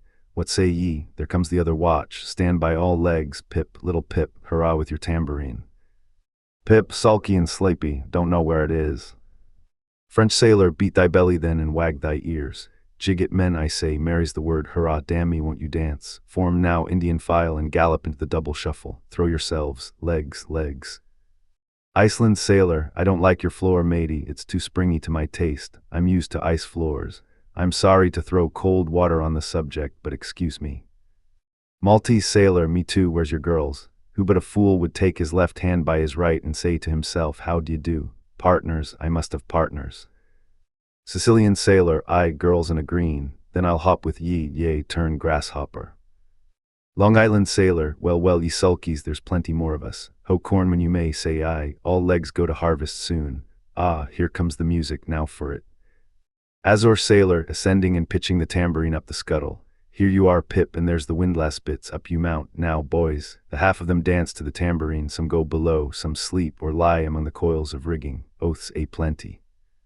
Azore sailor, dancing go it, Pip, bang it, bellboy, rig it, dig it, stig it, quig it, bellboy, make fireflies, break the jinglers. Pip, jinglers, you say, there goes another, dropped off, I pound it so. China sailor, rattle thy teeth then and pound away, make a pagoda of thyself. French sailor, merry mad, hold up thy hoop, Pip, till I jump through it, split jibs, tear yourselves. Tashtigo, quietly smoking, that's a white man, he calls that fun, humph, I save my sweat. Old Manx sailor, I wonder whether those jolly lads bethink them of what they are dancing over. I'll dance over your grave, I will. That's the bitterest threat of your night women that beat headwinds round corners. Oh Christ, to think of the green navies and the green-skulled crews. Well, well, belike the whole world's a ball, as you scholars have it, and so 'tis right to make one ballroom of it. Dance on, lads, you're young, I was once. 3D Nantucket sailor, spell oh, phew, this is worse than pulling after whales in a calm, give us a whiff, tash. They cease dancing and gather in clusters. Meantime the sky darkens, the wind rises. Lascar sailor, by Brahma, boys, it'll be thou sail soon. The sky-born high-tide Ganges turn to wind. Thou showest thy black brow, Siva. Maltese sailor, reclining and shaking his cap. It's the waves, the snow's caps turn to jig it now. They'll shake their tassels soon. Now would all the waves were women, then I'd go drown and chassis with them evermore. There's naught so sweet on earth, heaven may not match it, as those swift glances of warm, wild bosoms in the dance, when the overarboring arms hide such ripe, bursting grapes. Sicilian sailor, reclining, tell me not of it. Hark ye, lad, fleet interlacings of the limbs, lithe swayings, coyings, flutterings, lip, heart, hip, all graze, unceasing touch and go. Not taste, observe ye, else come satiety. A pagan, nudging. Tahitan sailor, reclining on a mat. Hail, holy nakedness of our dancing girls, the Hiva Hiva. Ah, low-veiled, high-palmed Tahiti, I still rest me on thy mat, but the soft soil has slid. I saw thee woven in the wood, my mat. Green the first day I brought ye thence, now worn and wilted quite. Ah me, not thou nor I can bear the change. How then, if so be transplanted to yon sky? Here are the roaring streams from Pirohides, peak of spears. When they leap down the crags and drown the villages, the blast, up spine and meet it, leaps to his feet. Portuguese sailor, how the sea rolls swashing gainst the side. Stand by for reefing, hearties. The winds are just crossing swords, pell-mell they'll go lunging presently. Danish sailor, crack, crack, old ship, so long as thou crackest, thou holdest. Well done, the mate there holds ye to it stiffly. He's no more afraid than the Isle fort at Kattegat, put there to fight the Baltic with storm-lashed guns on which the sea salt cakes. 4th Nantucket sailor, he has his orders, mind ye that. I heard old Ahab tell him he must always kill a squall, something as they burst a waterspout with a pistol, fire your ship right into it. English sailor, blood, but that old man's a grand old cove. We are the lads to hunt him up his whale. All aye. Old Manx sailor, how the 3 pines shake. Pines are the hardest sort of tree to live when shifted to any other soil, and here there's none but the crew's cursed clay. Steady, helmsman, steady. This is the sort of weather when brave hearts snap ashore and keeled hulls split at sea. Our captain has his birthmark. Look yonder, boys, there's another in the sky, lurid like, ye see, all else pitch black. Dago, what of that? Who's afraid of black's afraid of me. I'm quarried out of it. Spanish sailor, aside, he wants to bully. Ah, the old grudge makes me touchy, advancing. I, harpooner, thy race is the undeniable dark side of mankind, devilish dark at that, no offense. Dago grimly's none. St. Jago sailor, that Spaniard's mad or drunk, but that can't be, or else in his one case our old mogul's firewaters are somewhat long in working. 5th Nantucket sailor, what that I saw lightning, yes. Spanish sailor, no, Dago showing his teeth. Dago springing, swallow thine, mannequin, white skin, white liver. Spanish sailor meeting him, knife thee heartily, big frame, small spirit. All a row. Testigo with a whiff, a row alow, and a row aloft, gods and men both brawlers, humph. Belfast sailor, a row, the Virgin be blessed, a row, plunge in with ye. English sailor, fair play, snatch the Spaniard's knife, a ring. Old Manx sailor, ready formed, there, the ring to risen. In that ring Cain struck Abel, sweet work, right work, no, why then God madst thou the ring. Mate's voice from the quarterdeck, hands by the halyards, in top gallant sails, stand by to reef topsails. All the squall, jump my jollies, they scatter. Pip shrinking under the windlass, jollies, Lord help such jollies, crish crash, there goes the jibstay, blang wang, God, duck lower, Pip, here comes the royal yard. It's worse than being in the world woods the last day of the year, who go climbing after chestnuts now, but there they go all cursing, and here I don't. Fine prospects to they're on the road to heaven, hold on hard, Jiminy, what a squall, but those chaps there are worse, yet they are your white squalls, they. White squalls, white whales, sure, here have I heard all their chat just now, and the white whale, sure, but spoken of once. And only this evening it makes me jingle all over like my tambourine that anaconda of an old man swore him in to hunt him. O thou big white God aloft there somewhere in yon darkness, have mercy on this small black boy down here, preserve him from all men that have no bowels to feel fear. Chapter 41, Moby-Dick. I, Ishmael, was one of that crew. My shouts had gone up with the rest, my oath had been welded with theirs, and stronger I shouted, and more did I hammer and clinch my oath because of the dread in my soul. A wild, mystical, sympathetical feeling was in me. Ahab's quenchless feud seemed mine. With greedy ears I learned the history of that murderous monster against whom I and all the others had taken our oaths of violence and revenge. For some time past, though at intervals only, the unaccompanied, secluded white whale had haunted those uncivilized seas mostly frequented by the sperm whale fishermen. But not all of them knew of his existence. Only a few of them, comparatively, had knowingly seen him, while the number who as yet had actually and knowingly given battle to him was small indeed. For owing to the large number of whale cruisers, the disorderly way they were sprinkled over the entire watery circumference, many of them adventurously pushing their quest along solitary latitudes, so as seldom or never for a whole 12-month or more on a stretch to encounter a single news-telling sail of any sort, the inordinate length of each separate voyage, the irregularity of the times of sailing from home, all these, with other circumstances, direct and indirect, long obstructed the spread through the whole worldwide whaling fleet of the special individualizing tidings concerning Moby-Dick.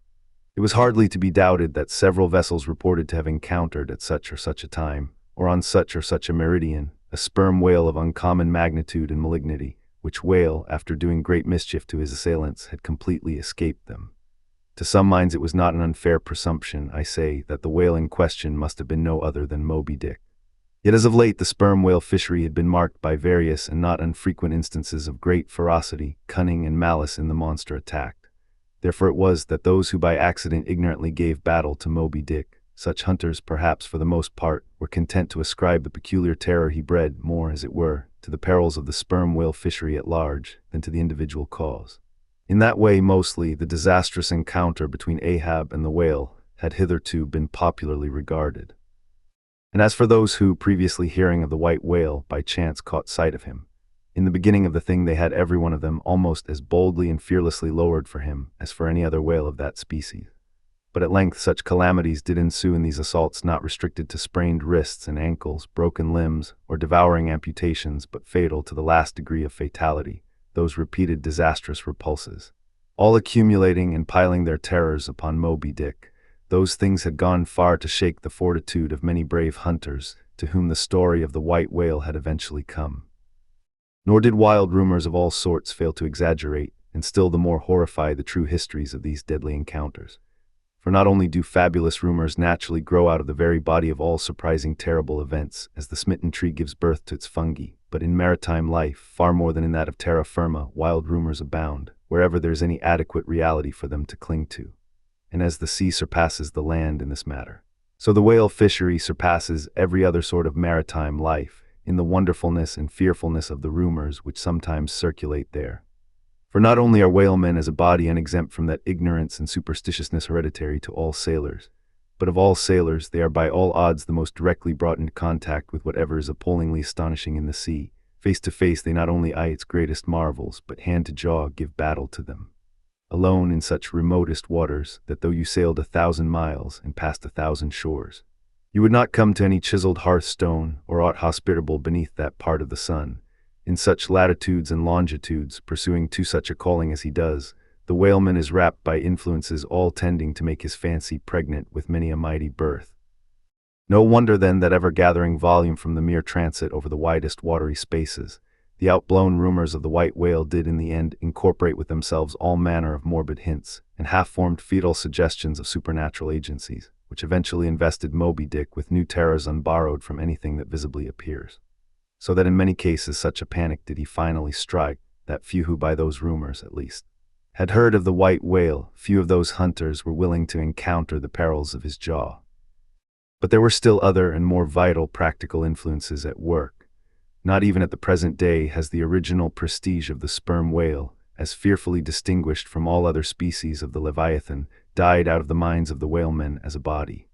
There are those this day among them, who, though intelligent and courageous enough in offering battle to the Greenland or right whale, would perhaps either from professional inexperience or incompetency or timidity decline a contest with the sperm whale. At any rate, there are plenty of whalemen, especially among those whaling nations not sailing under the American flag, who have never hostilely encountered the sperm whale, but whose sole knowledge of the Leviathan is restricted to the ignoble monster primitively pursued in the north, Seated on their hatches, these men will hearken with a childish fireside interest and awe to the wild, strange tales of southern whaling. Nor is the preeminent tremendousness of the great sperm whale anywhere more feelingly comprehended than on board of those prows which stem him.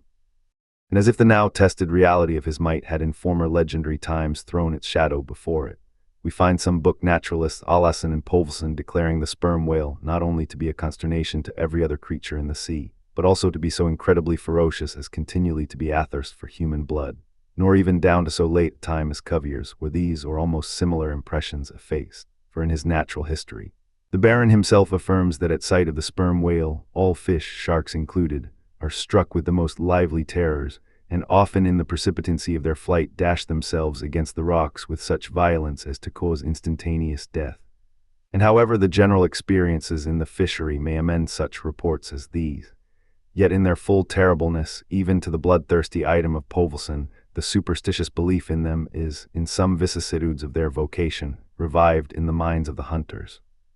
So that overawed by the rumors and portents concerning him, not a few of the fishermen recalled, in reference to Moby-Dick, the earlier days of the sperm whale fishery, when it was oftentimes hard to induce long-practiced right whalemen to embark in the perils of this new and daring warfare, such men protesting that, although other leviathans might be hopefully pursued, yet to chase and point lance at such an apparition as the sperm whale was not for mortal man, that to attempt it would be inevitably to be torn into a quick eternity. On this head, there are some remarkable documents that may be consulted. Nevertheless, some there were who even in the face of these things were ready to give chase to Moby-Dick, and a still greater number who, chancing only to hear of him distantly and vaguely, without the specific details of any certain calamity, and without superstitious accompaniments, were sufficiently hardy not to flee from the battle if offered. One of the wild suggestions referred to, as at last coming to be linked with the white whale in the minds of the superstitiously inclined, was the unearthly conceit that Moby-Dick was ubiquitous, that he had actually been encountered in opposite latitudes at one and the same instant of time. Nor, credulous as such minds must have been, was this conceit altogether without some faint show of superstitious probability. For as the secrets of the currents in the seas have never yet been divulged, even to the most erudite research, so the hidden ways of the sperm whale when beneath the surface remain in great part unaccountable to his pursuers, and from time to time have originated the most curious and contradictory speculations regarding them, especially concerning the mystic modes whereby, after sounding to a great depth, he transports himself with such vast swiftness to the most widely distant points. It is a thing well known to both American and English whale ships, and as well a thing placed upon authoritative record years ago by Scoresby, that some whales have been captured far north in the Pacific, in whose bodies have been found the barbs of harpoons darted in the Greenland seas. Nor is it to be gainsaid that in some of these instances it has been declared that the interval of time between the two assaults could not have exceeded very many days. Hence, by inference, it has been believed by some whalemen that the Northwest Passage, so long a problem to man, was never a problem to the whale. So that here in the real living experience of living men, the prodigies related in old times of the inland Strello mountain in Portugal, near whose top there was said to be a lake in which the wrecks of ships floated up to the surface, and that still more wonderful story of the Arethusa fountain near Syracuse, whose waters were believed to have come from the Holy Land by an underground passage. These fabulous narrations are almost fully equaled by the realities of the whalemen. Forced into familiarity then with such prodigies as these, and knowing that after repeated intrepid assaults the white whale had escaped alive, it cannot be much matter of surprise that some whalemen should go still further in their superstitions, declaring Moby-Dick not only ubiquitous but immortal, for immortality is but ubiquity in time, that though groves of spears should be planted in his flanks he would still swim away unharmed. Or if indeed he should ever be made to spout thick blood, such a sight would be but a ghastly deception, for again in unensanguined billows hundreds of leagues away his unsullied jet would once more be seen. But even stripped of these supernatural surmisings, there was enough in the earthly make and incontestable character of the monster to strike the imagination with unwonted power. For it was not so much his uncommon bulk that so much distinguished him from other sperm whales, but as was elsewhere thrown out a peculiar snow-white wrinkled forehead and a high, pyramidical white hump. These were his prominent features, the tokens whereby, even in the limitless, uncharted seas, he revealed his identity at a long distance to those who knew him. The rest of his body was so streaked and spotted and marbled with the same shrouded hue that in the end he had gained his distinctive appellation of the white whale, a name indeed literally justified by his vivid aspect when seen gliding at high noon through a dark blue sea, leaving a Milky Way wake of creamy foam, all spangled with golden gleamings. Nor was it his unwonted magnitude, nor his remarkable hue, nor yet his deformed lower jaw that so much invested the whale with natural terror, as that unexampled intelligent malignity which, according to specific accounts, he had over and over again evinced in his assaults. More than all, his treacherous retreat struck more of dismay than perhaps aught else. For when swimming before his exulting pursuers with every apparent symptom of alarm, he had several times been known to turn round suddenly, and bearing down upon them, either stave their boats to splinters, or drive them back in consternation to their ship. Already several fatalities had attended his chase, but though similar disasters, however little bruited ashore, were by no means unusual in the fishery, yet in most instances such seemed the white whale's infernal aforethought of ferocity, that every dismembering or death that he caused was not wholly regarded as having been inflicted by an unintelligent agent. Judge then to what pitches of inflamed, distracted fury the minds of his more desperate hunters were impelled, when amid the chips of chewed boats and the sinking limbs of torn comrades, they swam out of the white curds of the whale's direful wrath into the serene, exasperating sunlight that smiled on as if at a birth or a bridal. 3 boats stove around him, and oars and men both whirling in the eddies. One captain, seizing the line knife from his broken prow, had dashed at the whale as an Arkansas duelist at his foe, blindly seeking with a 6-inch blade to reach the fathom-deep life of the whale. That captain was Ahab. And then it was that suddenly sweeping his sickle-shaped lower jaw beneath him, Moby-Dick had reaped away Ahab's leg as a mower a blade of grass in the field. No no hired Venetian or Malay could have smote him with more seeming malice. Small reason was there to doubt, then, that ever since that almost fatal encounter, Ahab had cherished a wild vindictiveness against the whale, all the more fell for that in his frantic morbidness he at last came to identify with him, not only all his bodily woes, but all his intellectual and spiritual exasperations. The white whale swam before him as the monomaniac incarnation of all those malicious agencies which some deep men feel eating in them, till they are left living on with half a heart and half a lung. That intangible malignity which has been from the beginning, to whose dominion even the modern Christians ascribe one half of the worlds, which the ancient Ophites of the East reverenced in their statue devil. Ahab did not fall down and worship it like them, but deliriously transferring its idea to the abhorred white whale, he pitted himself all mutilated against it. All that most maddens and torments, all that stirs up the liz of things, all truth with malice in it. All that cracks the sinews and cakes the brain, all the subtle demonisms of life and thought, all evil to crazy Ahab, were visibly personified and made practically assailable in Moby-Dick. He piled upon the whale's white hump the sum of all the general rage and hate felt by his whole race from Adam down, and then, as if his chest had been a mortar, he burst his hot heart's shell upon it. It is not probable that this monomania in him took its instant rise at the precise time of his bodily dismemberment. Then, in darting at the monster, knife in hand, he had but given loose to a sudden, passionate corporal animosity, and when he received the stroke that tore him, he probably but felt the agonizing bodily laceration, but nothing more. Yet, when by this collision forced to turn towards home, and for long months of days and weeks, Ahab and anguish lay stretched together in one hammock, rounding in midwinter that dreary, howling Patagonian cape, then it was that his torn body and gashed soul bled into one another, and so interfusing made him mad. That it was only then on the homeward voyage after the encounter that the final monomania seized him, seems all but certain from the fact that, at intervals during the passage, he was a raving lunatic, and though unlimbed of a leg, yet such vital strength yet lurked in his Egyptian chest, and was moreover intensified by his delirium, that his mates were forced to lace him fast even there as he sailed, raving in his hammock, in a straitjacket. He swung to the mad rockings of the gales, and when running into more sufferable latitudes, the ship, with mild stunsails spread, floated across the tranquil tropics, and to all appearances the old man's delirium seemed left behind him with the Cape Horn swells, and he came forth from his dark den into the blessed light and air. Even then, when he bore that firm, collected front, however pale, and issued his calm orders once again, and his mates thanked God the direful madness was now gone, even then Ahab, in his hidden self, raved on. Human madness is oftentimes a cunning and most feline thing. When you think it fled, it may have but become transfigured into some still subtler form. Ahab's full lunacy subsided not, but deepeningly contracted, like the unabated Hudson, when that noble Northman flows narrowly, but unfathomably through the Highland Gorge.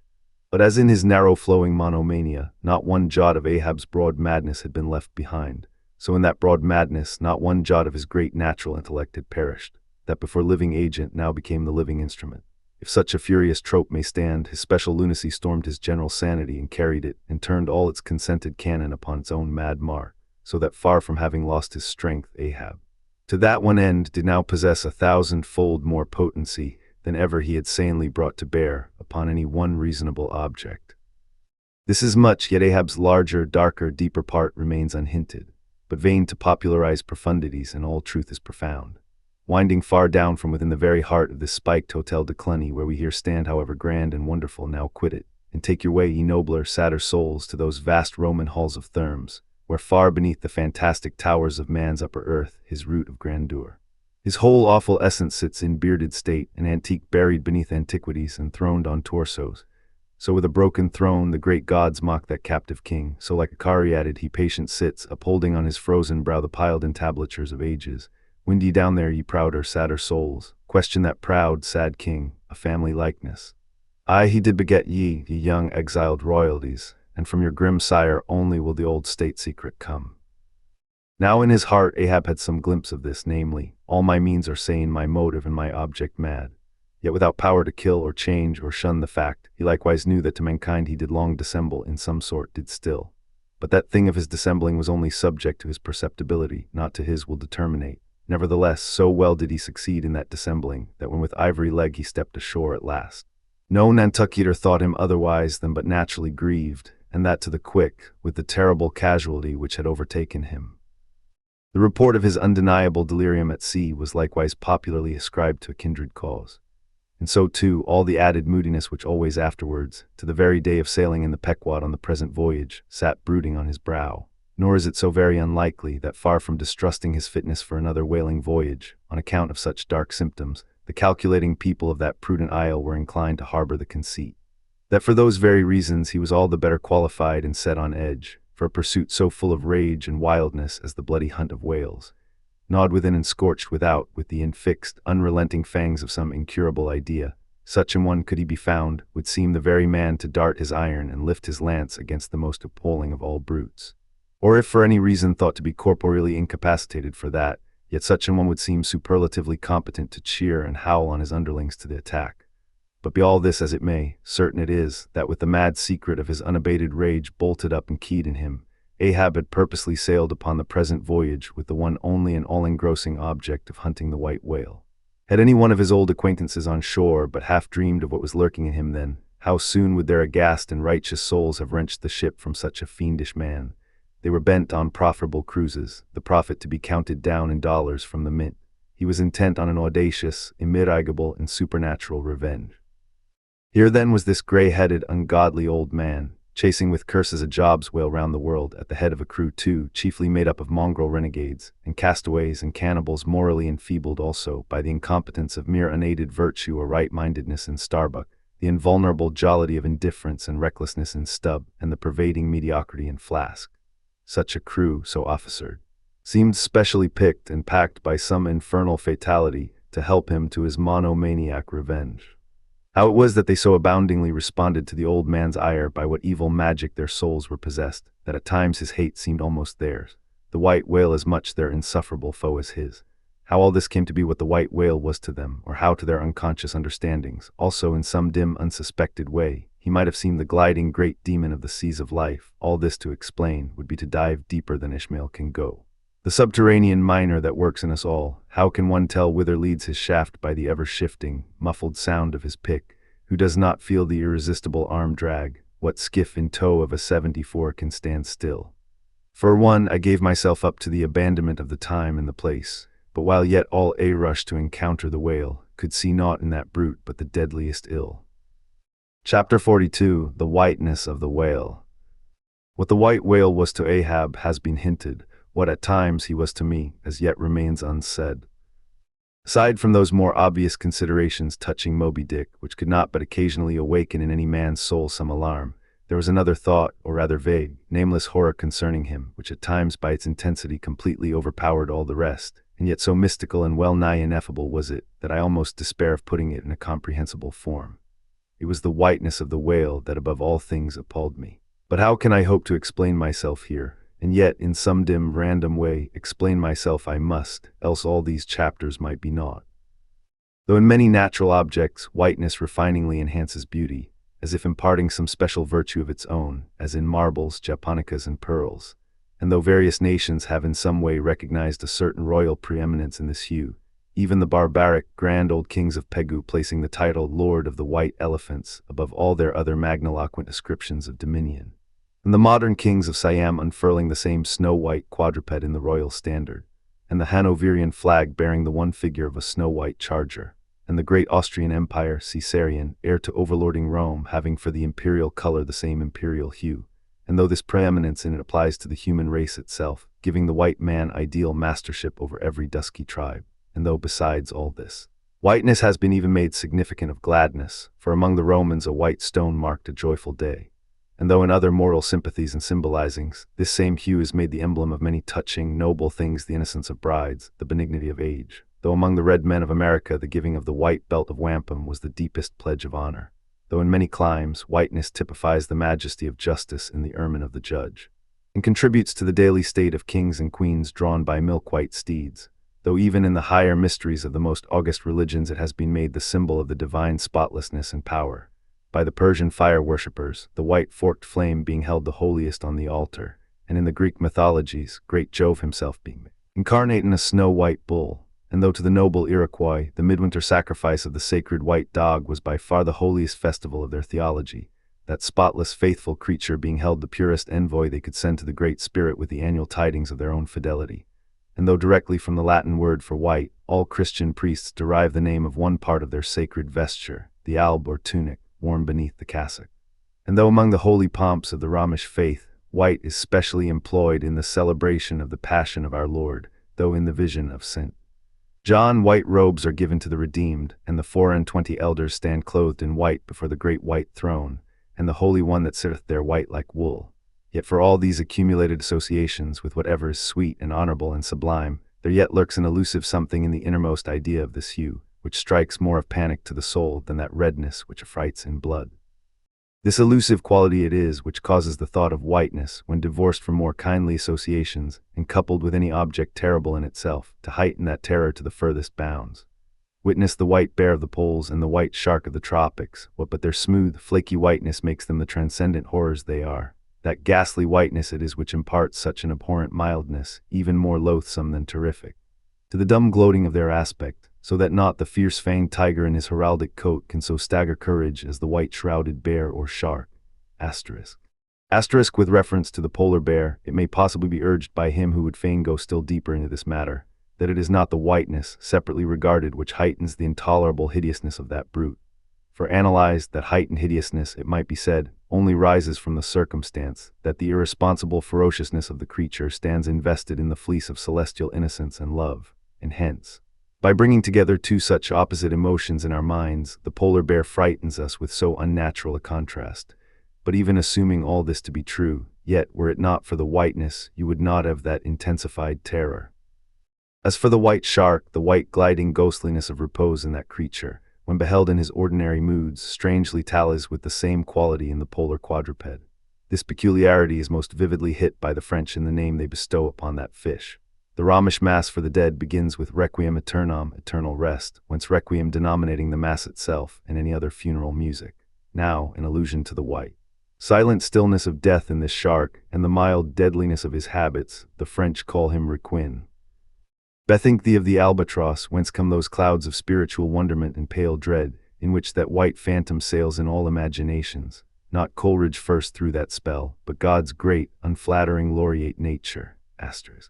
Asterisk I remember the first albatross I ever saw. It was during a prolonged gale in waters hard upon the Antarctic seas. From my forenoon watch below I ascended to the overclouded deck, and there, dashed upon the main hatches, I saw a regal feathery thing of unspotted whiteness and with a hooked Roman bill sublime. At intervals it arched forth its vast archangel wings as if to embrace some holy ark. Wondrous flutterings and throbbings shook it. Though bodily unharmed, it uttered cries as some king's ghost in supernatural distress. Through its inexpressible strange eyes, methought I peeped to secrets which took hold of God. As Abraham before the angels I bowed myself. The white thing was so white, its wings so wide, and in those forever exiled waters I had lost the miserable warping memories of traditions and of towns. Long I gazed at that prodigy of plumage. I cannot tell, can only hint, the things that darted through me then. But at last I awoke, and turning, asked a sailor what bird was this. A Ghani, he replied. Ghani, never had heard that name before. Is it conceivable that this glorious thing is utterly unknown to men ashore? Never, but some time after I learned that Ghani was some seaman's name for albatross. So that by no possibility could Coleridge's wild rhyme have had aught to do with those mystical impressions which were mine when I saw that bird upon our deck. For neither had I then read the rhyme, nor knew the bird to be an albatross. Yet in saying this, I do but indirectly burnish a little brighter the noble merit of the poem and the poet.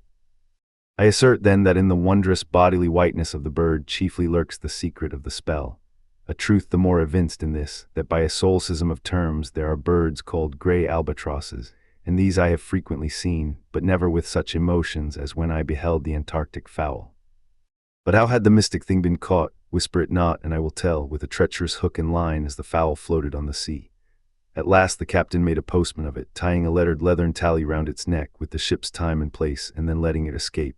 But I doubt not that leathern tally meant for man was taken off in heaven, when the white fowl flew to join the wing-folding, the invoking, and adoring cherubim.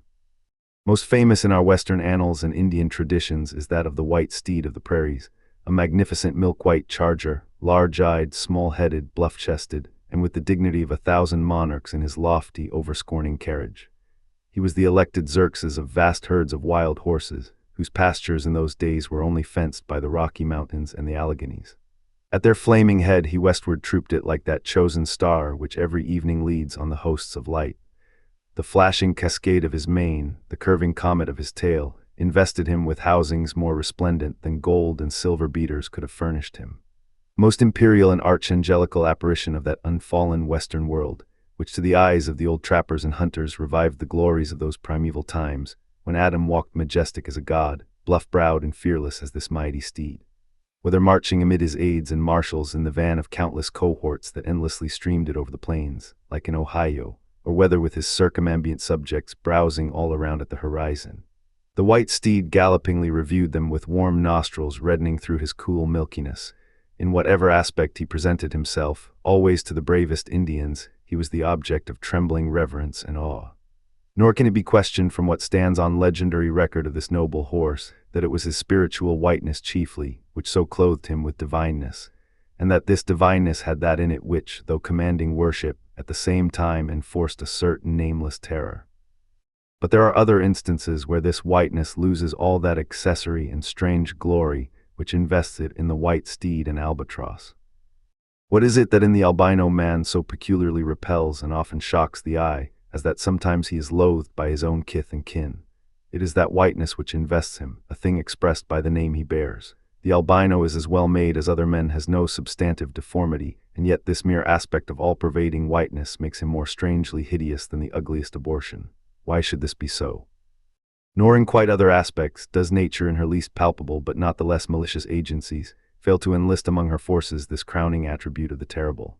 From its snowy aspect, the gauntleted ghost of the southern seas has been denominated the white squall, nor, in some historic instances, has the art of human malice omitted so potent an auxiliary.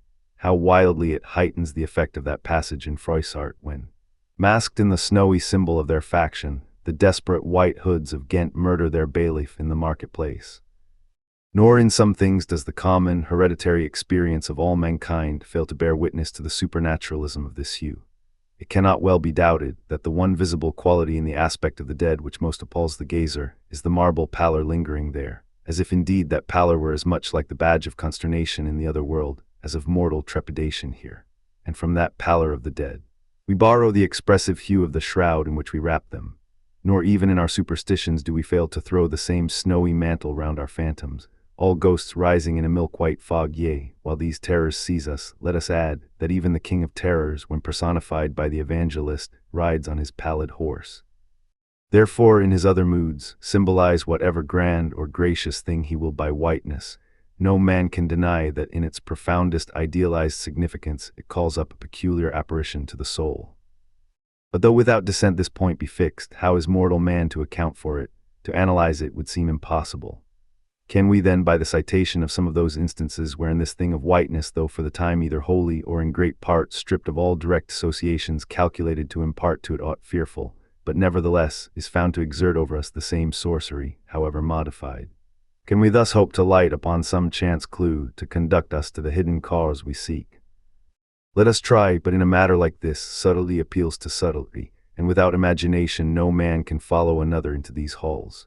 And though doubtless some at least of the imaginative impressions about to be presented may have been shared by most men, yet few perhaps were entirely conscious of them at the time, and therefore may not be able to recall them now.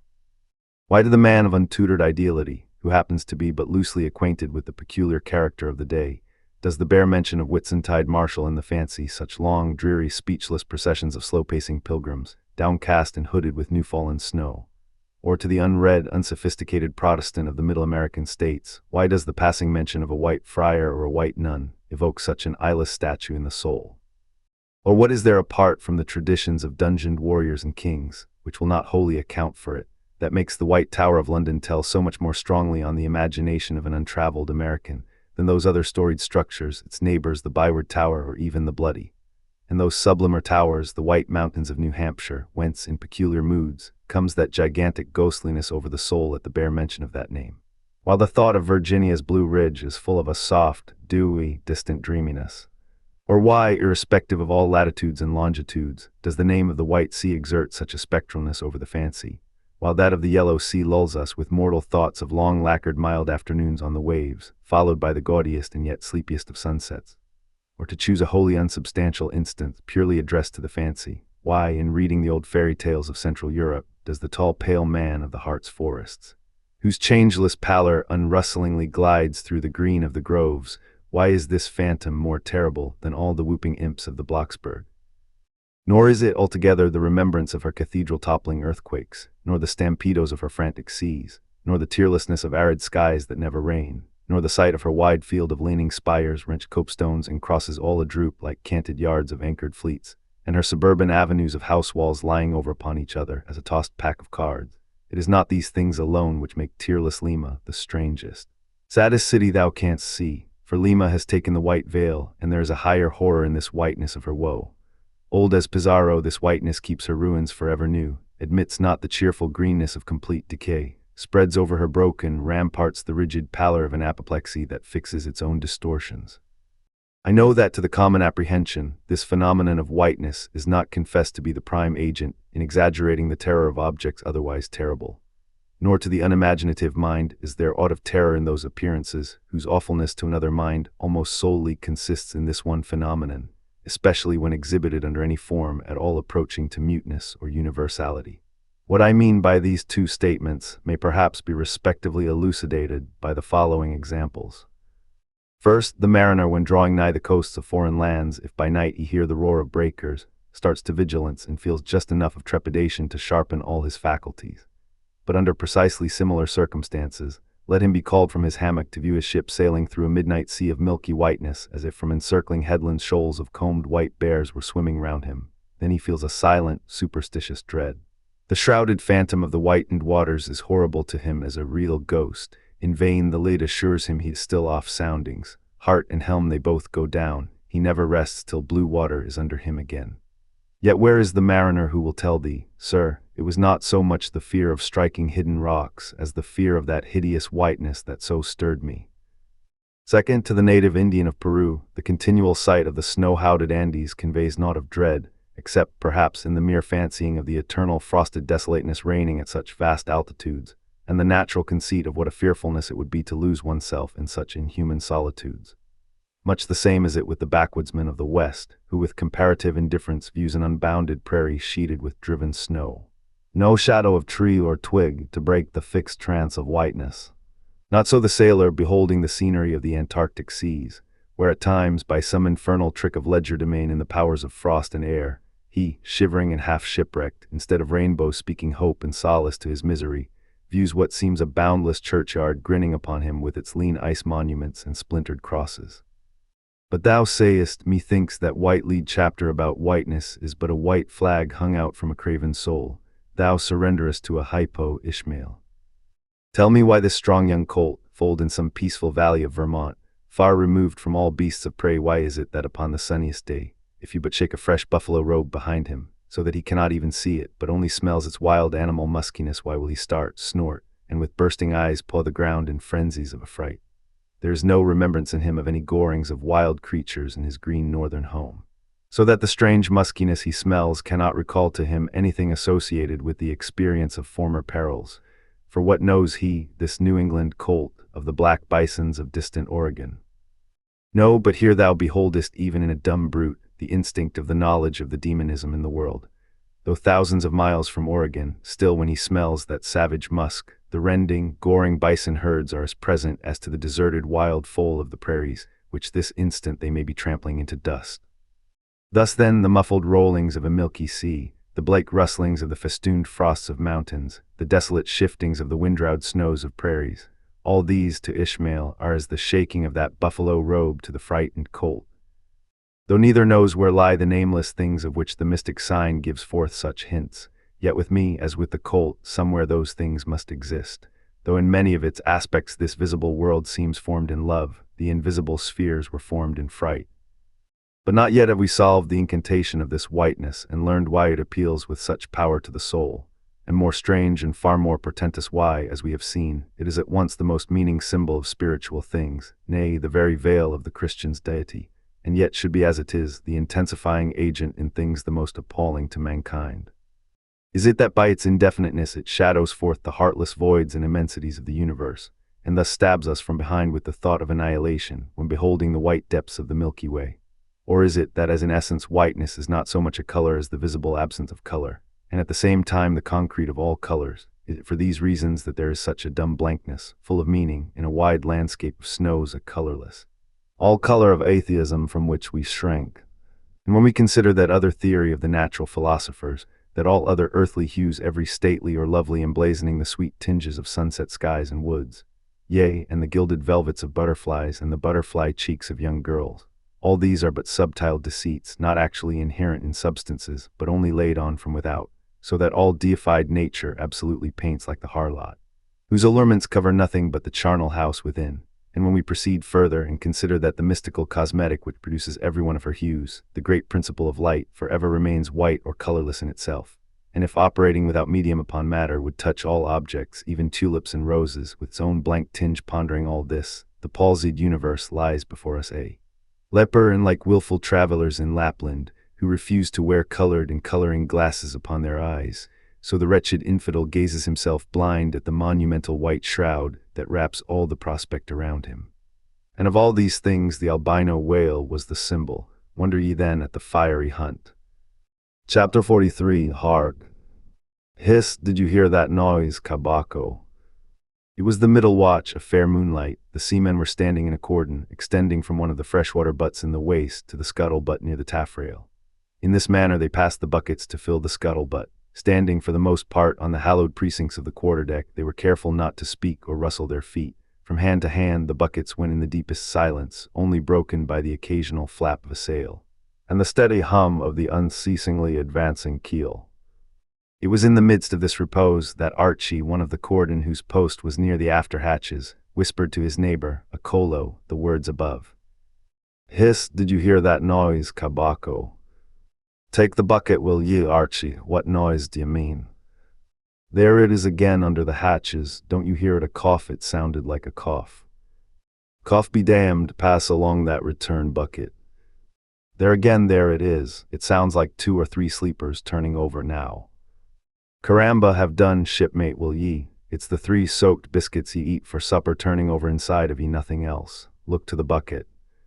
Say what ye will, shipmate, I've sharp ears. Aye, you are the chap, ain't ye, that heard the hum of the old quackress's knitting needles 50 miles at sea from Nantucket? You're the chap. Grin away, we'll see what turns up. Hark ye, Kabako, there is somebody down in the afterhold that has not yet been seen on deck, and I suspect our old mogul knows something of it too. I heard Stubb tell Flask one morning watch that there was something of that sort in the wind. Tish the bucket. Chapter 44. The Chart. Had you followed Captain Ahab down into his cabin after the squall that took place on the night succeeding that wild ratification of his purpose with his crew, you would have seen him go to a locker in the transom, and bringing out a large wrinkled roll of yellowish sea charts, spread them before him on his screwed-down table. Then seating himself before it, you would have seen him intently study the various lines and shadings which there met his eye, and with slow but steady pencil trace additional courses over spaces that before were blank. At intervals, he would refer to piles of old logbooks beside him, wherein were set down the seasons and places in which, on various former voyages of various ships, sperm whales had been captured or seen. While thus employed, the heavy pewter lamp suspended in chains over his head continually rocked with the motion of the ship, and forever threw shifting gleams and shadows of lines upon his wrinkled brow, till it almost seemed that while he himself was marking out lines and courses on the wrinkled charts, some invisible pencil was also tracing lines and courses upon the deeply marked chart of his forehead. But it was not this night in particular that, in the solitude of his cabin, Ahab thus pondered over his charts.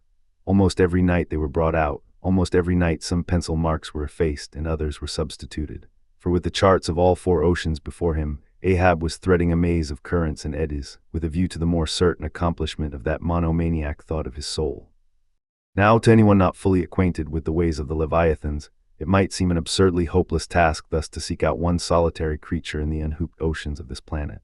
But not so did it seem to Ahab, who knew the sets of all tides and currents, and thereby calculating the driftings of the sperm whale's food, and also, calling to mind the regular ascertained seasons for hunting him in particular latitudes, could arrive at reasonable surmises, almost approaching to certainties, concerning the timeliest day to be upon this or that ground in search of his prey.